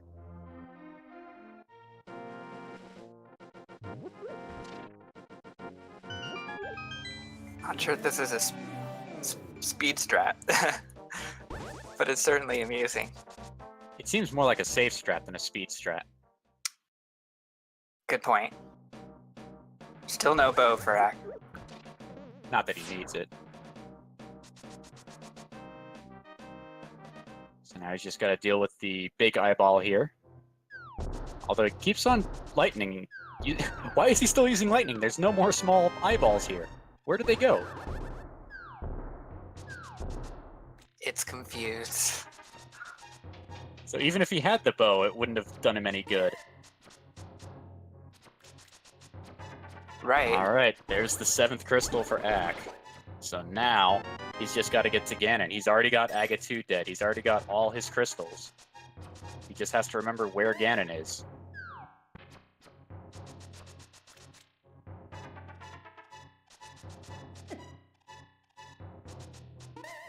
And actually, according to my notes here, it's in a place that's actually fairly difficult to get to. It's in that very last area of Skull Woods. He's got to figure out how to get there first before he can get to the hole that's in the back there. Oh, that's right.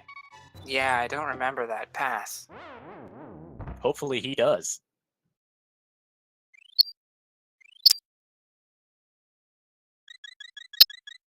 It seems like he's right there. Okay, he knows exactly where to go.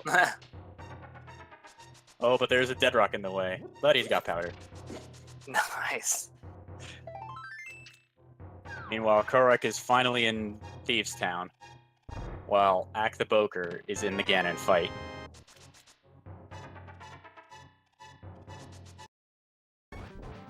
Yeah, I think Korok was able to narrow down the Thieves' location.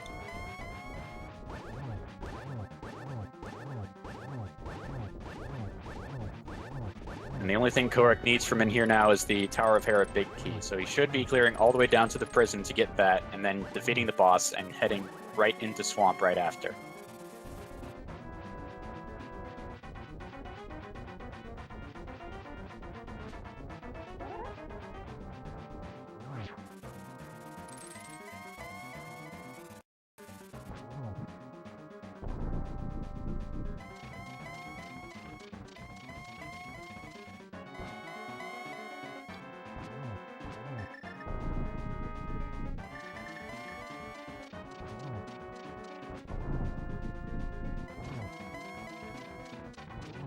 Korok gets the God Pixel and the Hellway. That was pretty nice.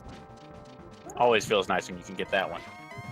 Meanwhile, Ak is starting the 4th phase of the Ganon fight, needing to use the Tempered Spins because he doesn't have a bow. He has the silver arrows, but he can't use them.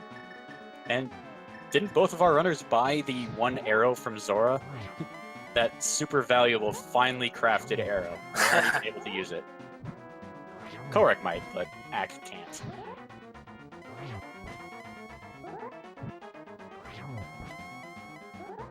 Yeah, I'm not sure which of Korok's 70 arrows it is.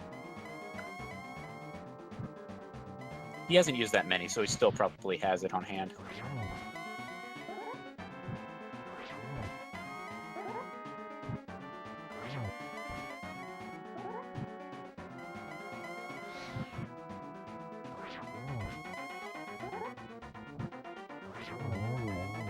And there's the last hit for Ak the Boker. He has completed the Ganon fight.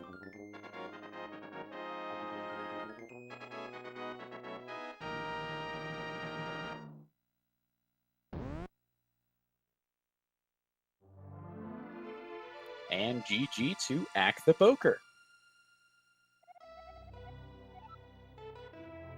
GG. It looked like he walked through Triforce screen at 3 hours and 2 minutes. I'm not sure how many seconds he had on the clock. It's 19 seconds from our end.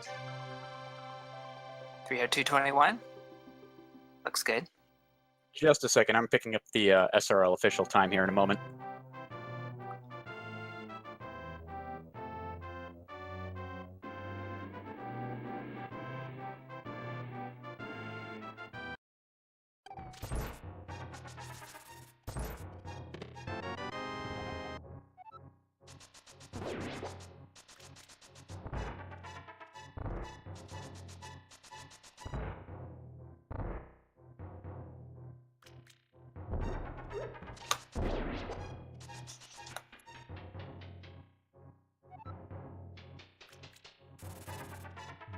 It looks like his official SRL time was 3 hours, 2 minutes, and 21 seconds.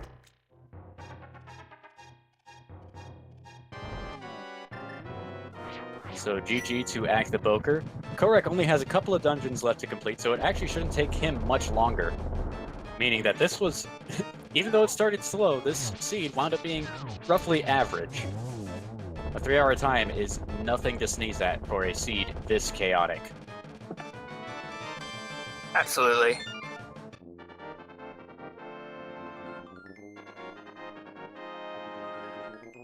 Korek quickly dispatches one of the Cold Stare bosses. One of. Yeah, he's got that gold sword to make it extra fast.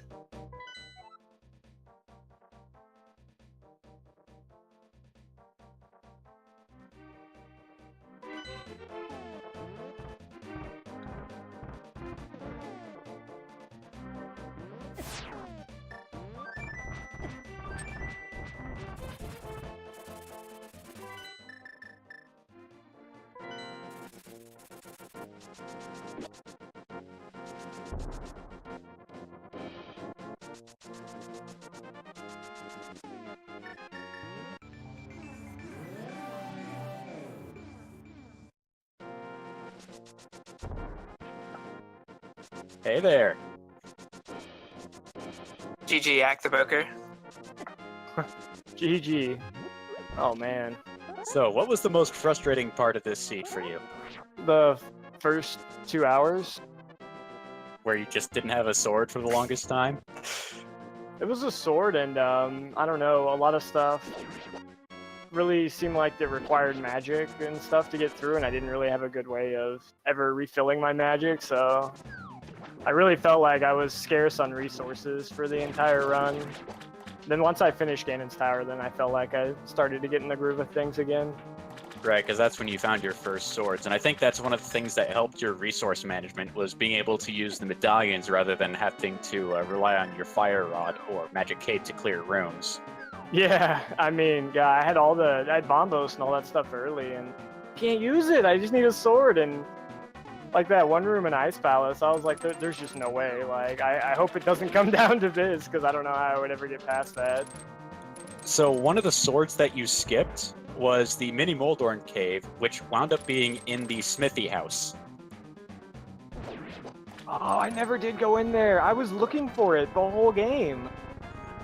After a while, we had figured that you had either gone in there and marked it off, or just had completely forgotten about it. It was one of those two outcomes. Oh, no.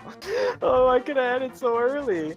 Yeah, Korok had his sword very early on. And it was actually really funny. That room had a bunch of mini Helmosaurs, and they actually walked into the pit on their own.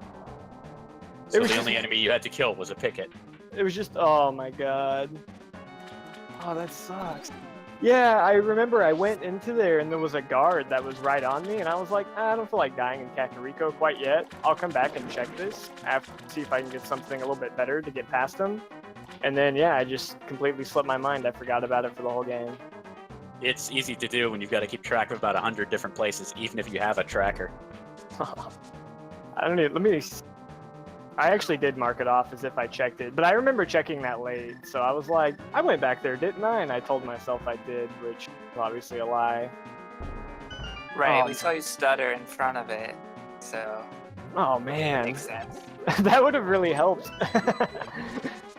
Well, you still did well regardless. Getting just around a 3-hour time is really good for a Hell Key Sanity.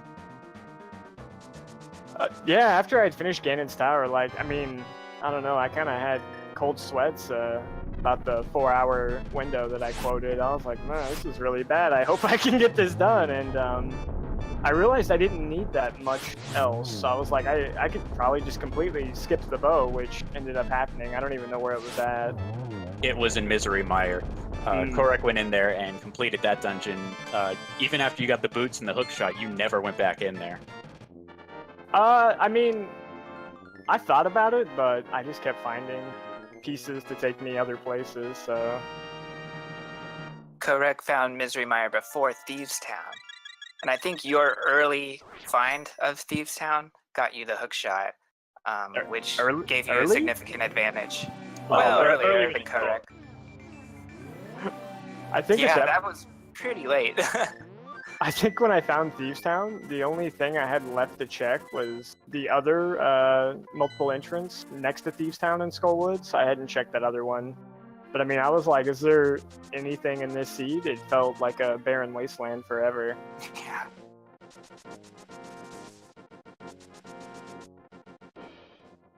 Oh man, I can't believe I always screw something up. Well, you pulled through regardless. Well, You did very well with the combat, even without having a sword. Thank God it was just a sword, not a big key, or else rip my run. Yeah, the last big key for Tower of Hera being in Thieves Town helped you out quite a bit once you got into the back there. Yeah, I was actually gonna do Turtle Rock before I even did Thieves Town, but then I just was like, well, if Thieves Town's right here, I'll do it. Because that's a nice dungeon to go mode, because you don't have to actually go to the back and do all that stuff. The boss is always going to be there in Enemizer. Right, until they figure out a way to get the Maiden to work with all the different types of bosses. I like the way it works this way, but... Yeah, it's a different kind of gamble, especially in this Insanity mode, where if you kill the boss, now you gotta go find the entrance again. Yeah.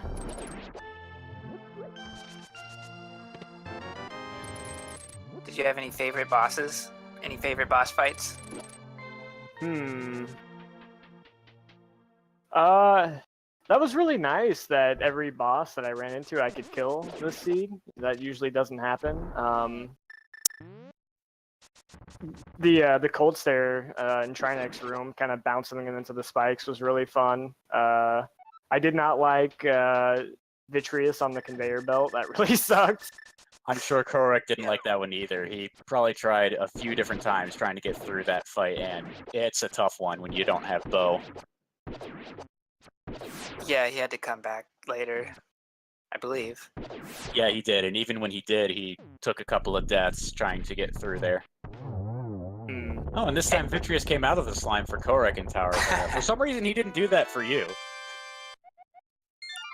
I think I know why that is, and I could be wrong, and I think I just figured it out this run, but I remember after I was drawing out his Little Eyes, I didn't quite kill them all just because I don't want him to pop out when I'm not off screen, because I feel like that could break the game. I don't know if it does or not, but I was trying to draw out his lightning so I could hop down without taking a lightning in the face, and he wasn't doing it. So I think when you're far enough away from him, he like goes into a weird hibernation mode. I'm not sure. I could be wrong, but I noticed that like he wouldn't even shoot lightning at me. I had missed that part of it where he wasn't shooting lightning, but the fact that he didn't pop out of the slime was weird to me. Which makes it's happened like once or twice. It seems like it can only happen in those Moldorm rooms where it's a large area that you can actually have him off screen. Yeah, the only time I've ever seen that happen is in that room, so... Right, because in the other Moldorm room, you kind of spawn from the top right there and hop down immediately. There's not really an easy space to get him off screen. Yeah. Still, it was kind of interesting, though. It meant that you couldn't use the arrows against him at the time. I think they still work, actually. Not when he's in the slime, they don't. I think when he's in that slime state, they do. I could be wrong though. That feel would like be that'd be a surprise to me because that doesn't seem to really change much with how he takes damage. Well, you know, like sometimes when you're fighting him and like he's about to pop out and he's shaking, and you can still hit him with a couple arrows. Well, yeah, but that's when he's getting out of the slime. He never did that for you at all. I think he mimics that state though when he's in that spot like he was. I think. Okay, I see what you're saying, but as of right now, we don't know which way it is, one way or the other. I like him better that way. He's much less threatening. Yeah, not when he's trying to bound around and hit you in the face. It's easier just to stay by his side and spin him to death. Yeah. The fight in Skull Woods when, like, I had him in such a good spot, but man, when he got on top of me and like with the conveyor belt like going against me, I was like, I don't know how to get him off of me. Like I couldn't move. Yeah, he was on top of both of you guys and was quite a nuisance the entire time. I think he got you guys out of your last fairies, and you had to kill him right then or there. He was going to kill you, and you had to start the fight all over again. Yeah. Yeah. I think chat had a death counter. I'm not sure if they reached a total. Oh, I probably died. Oh, I didn't see it on your screen. I didn't see it either. I don't know, I'd probably say I had maybe between like 20 to 30 deaths, it feels like. There were a lot of things that did a lot of damage in this one. The spikes, the big yellow ones, and the smaller ones, I think they each did 4 hearts or more. It was kind of brutal in that regard.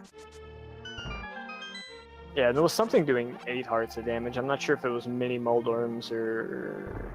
I think it was those. I think mini Moldorms did a lot of damage. They did. They did. I was wondering if you ever considered going to go pick up the red mail out of Desert Palace once you had the boots, just to see if the damage table wound up being something a bit easier to work with. It actually didn't seem that bad. I don't know. I've definitely seen worse. I don't know. I probably would have grabbed it if I ever went back to Desert. But you didn't have to. No. It was on my mind for a while because the Desert Palace Big Key was like one of those pieces that I had gotten early, and then I was like, let me go just check like a couple more spots before I kind of hinge on that, and then I just at that point started finding things. And once you start the chain, you don't want to stop it in the middle. Yeah. And I don't know, I really had no idea how to get to Desert conveniently. At that point, you needed like a hook shot, or you had to get to the top of Death Mountain. I was mapping that when I was really strange. And then like all the drop down locations early had literally nothing in them. That was my favorite. Right, it wasn't until he dropped into the... Well, yeah, I mean, there's nothing really in the well. But that was the trap hole in Skullwoods. Oh yeah, it was the last one I checked, yeah. But there was nothing in it. Ganon was in a lovely spot too, a place you have no normal access to. Yeah, having to figure out that little puzzle of how to get to the Skull Woods area so you can go and fight Ganon finally. Wow, this is... Yeah, this room is a little evil, especially when you don't have any magic. I think if I were in Korak's position, I would have tried a bomb damage boost to get by the spike there. I'm not entirely sure if I would have had enough iframes for it, though. Oh, I think this is a good solution.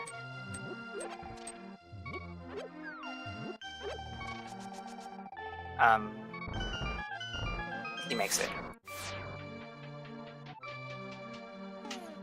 The best way to deal with like those rooms when you're getting bodied by something in there is literally just fall off the edge at the very beginning. It's only going to take 1 heart, and you usually have enough iframes to get past that stuff. Right, and that's kind of what I was thinking with the bomb damage, because that would be only half a heart under the blue mail. Yeah. Oh, I mean, well, 1 heart, half a heart. I mean, that's nothing. A dollar in chaos. We don't even sweat that.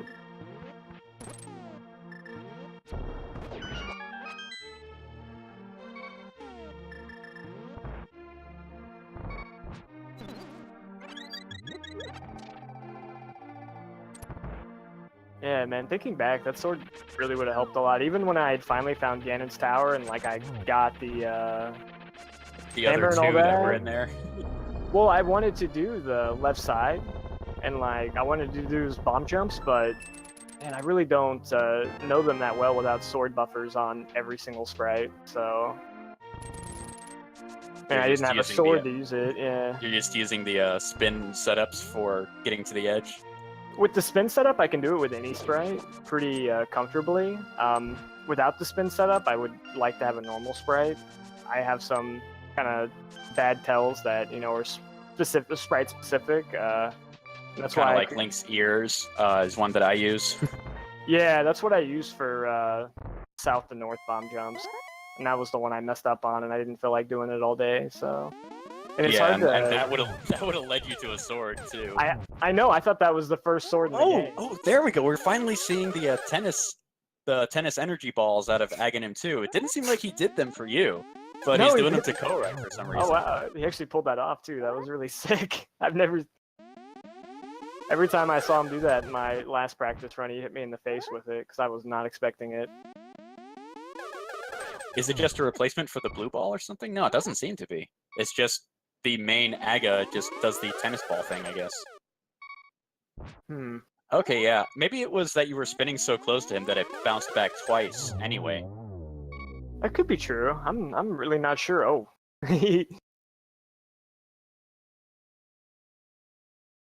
Well, there's Aga 2 dead, and Korak has all the other crystals, so now he just has to get to the Skull Woods area like you did. Hopefully he remembers how. Yeah, there's a few ways over there. There's really only two, but figuring out where those two places are is the trick. I actually think they're both on top of the pyramid, which is kind of convenient because that's where he's going to fall to. But he has to save and quit here. I hope. Right, because there's the danger of the music glitch that happens, or it definitely did happen this run. If you Okay. because like you can actually look at his screen right now. He actually as soon as he saved and quit, his game did crash and he has to restart it. But he will not lose his progress. But if you would have transitioned there, you would have lost all of your progress if you didn't save and quit. It's a very like rare bug, like a 5% chance of happening when you have shuffle music on. yeah, and it only happens when you have the music shuffle on. So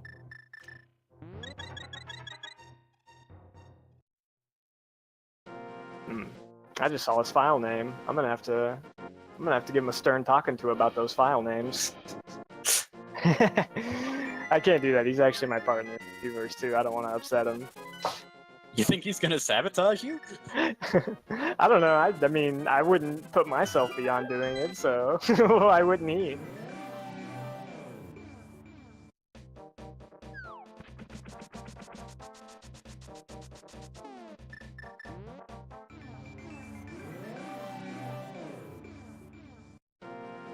It was very interesting to watch you guys and see which entrances you skipped toward the beginning of the seed. Because near the beginning, Korak came out of that right side desert entrance and decided to not go back in there, even though it wound up being something important. So it's kind of interesting to see when you guys would delve into those multi-exits and try to figure out what they are versus trying to sweep up all the single entrances. Right. It was Palace of Darkness. But he remembered that he didn't actually check it. Oh yeah, Palace of Darkness. You had to go. Well, I guess there was two ways to get there, but I don't remember which one led you to the entrance of the back of Spiral Cave. But yeah, I had found that going through Spiral Cave, and I had tried to go through Spiral Cave early, but I didn't. I kind of flubbed that one up. I was expecting a mini Helmasaur, then I got a pot in my way, and I thought I could cape past them, and I was dumb to forget that you can't move past them until they're actually active. Then I ran out of magic, and he killed me. Right, Oh, right. And you were also starved for bombs a lot in the early seed, and that definitely affected how you routed certain areas. Yeah. Korak was less limited in that regard. He wound up having 10 bombs fairly early, as well as that sword. Must have been nice.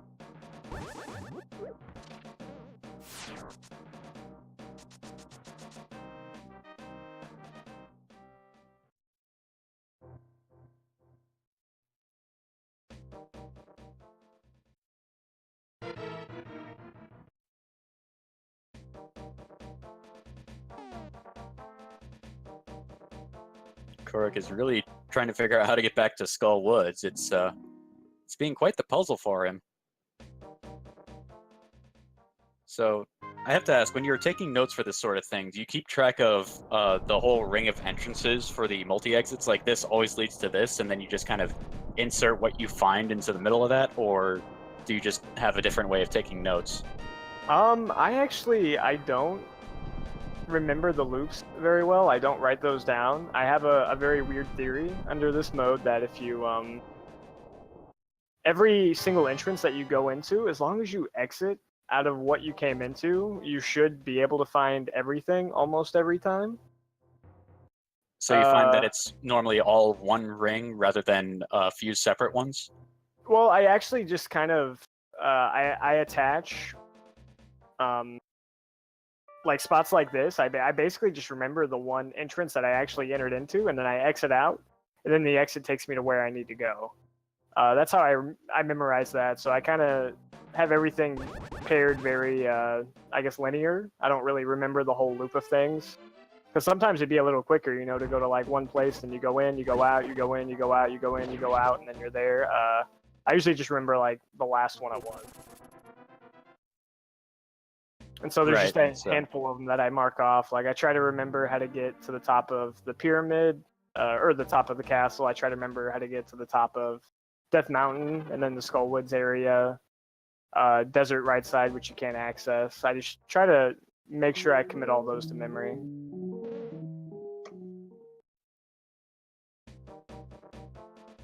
I hope that makes sense, because listening to myself, I think I got confused. Basically what you were saying was whenever you find a place where you think it's tough to get to, such as the desert ledge and all of that, you try to remember where you came from, and then you think about where that location, wherever you found that. So you kind of work backward in that regard and remember it in kind of a reverse order. Yeah.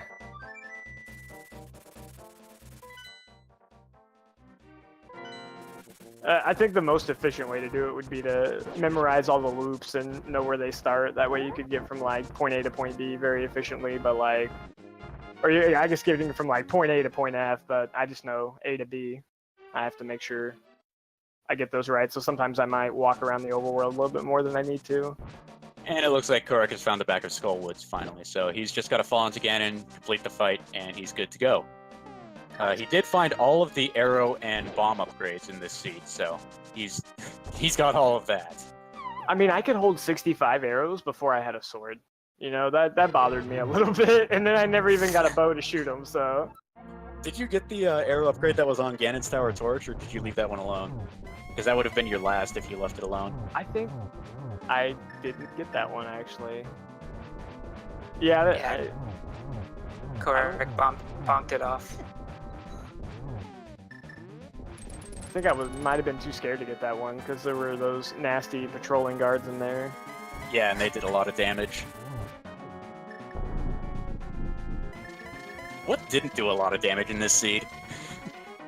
I don't think the Sandy Jazz Hands did that much damage, which was nice, because those are the scary ones that you never see coming.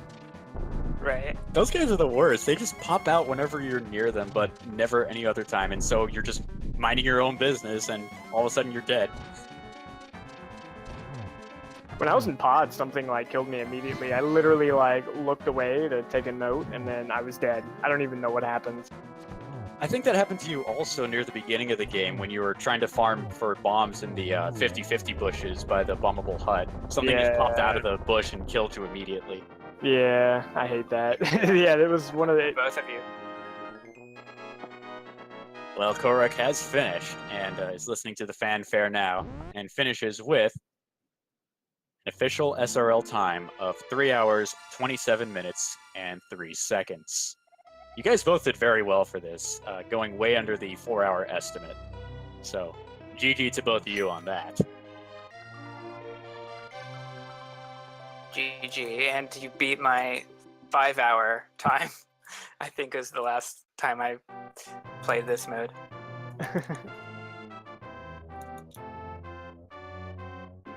It's a really fun category. I mean, you have to kind of really pay attention to what's going on, but it also stays very dangerous pretty much from the beginning to the end of the seed. That's kind of what makes them the most fun for me. Chaos damage, you know, you can't take any enemy for granted because they could just literally kill you in just a few hits. When you play the game normally, you start to overpower things, and then you don't even really care about how much damage you take. So I like to stay on my toes, and it makes the combat a lot more fun. That, and it really tests how well you know the how the overworld and underworld are kind of put together, and how entrances lead to different areas. Yeah, definitely. It certainly makes the world seem fresh every single time you go through it. Most certainly, it's always a brand new experience. You know, except for that one loop at the very start that always has the castle gate leading to the Dark World bumper, but we'll leave that one out of consideration. And then the pyramid one, always going to the floating island. Oh, that's another one of those? Okay. Yeah, Anyway, we've got Korek in here, so GG Korek. Thanks. GG. So, what was your most frustrating moment for the seed? When I found the free hook shot, that was probably the most frustrating moment. Yeah, Thieves Town came really late for you, unfortunately. Although Act didn't find it that much earlier than you did. Yeah, that's like a really bad spot for a good location to be because the 3 drops are there and you just want to do those early on and it just takes forever to get back to it. One thing that we noticed you struggled a lot with was the Vitreous fight in the Mothula room. Yeah, that was not a great time. The last time I could have sworn I had a fairy, so I was just like pushing it a little bit, and then when I died, that was probably the second most frustrating part because I was sure I had a fairy. Yeah, it was surprising to us too. too. We had noticed that you had been hoarding fairies the entire time throughout the seed, and then the one time you didn't was when you needed it most.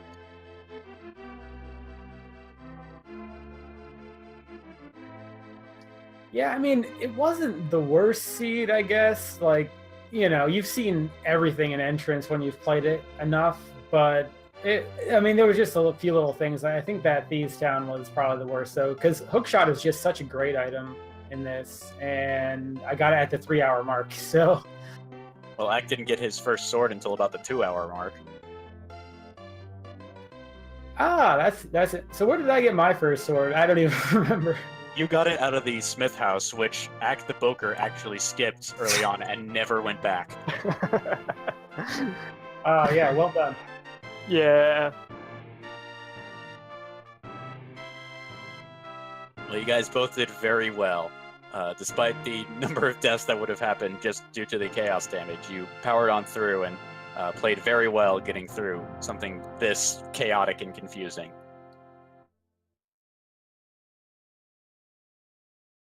Oh yeah, thanks. And thanks for commentating, guys. It's really appreciated. And we want to give a shout out to Recitador for tracking this Hell's Key Sanity. We want to thank Synac for restreaming and for Randomania for allowing us to show this mode off. It's a lot of fun. Right, and shout outs to the randomizer developers and the 3 different projects that combine to make this chaos mode. Randomizer, Item Rando, and Entrance Shuffle. Yeah, thanks a lot for all that stuff, guys. I actually do. I mean, I don't know. I haven't seen anyone else run this category.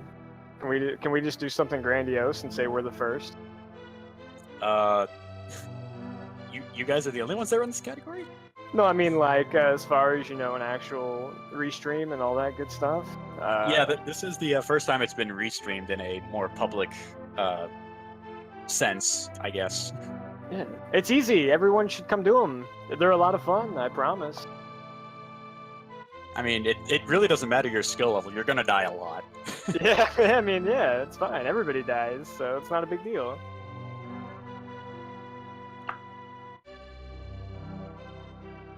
Anyway, up next for the marathon, we've got the Dark Souls randomizer, which should be coming up here pretty soon. So we want to thank everybody for allowing us to show off this mode. Again, go follow the runners if you can, Act the Boker and Korek. And with that, I think we'll bid you all a good day, and thanks for watching. Thanks for watching.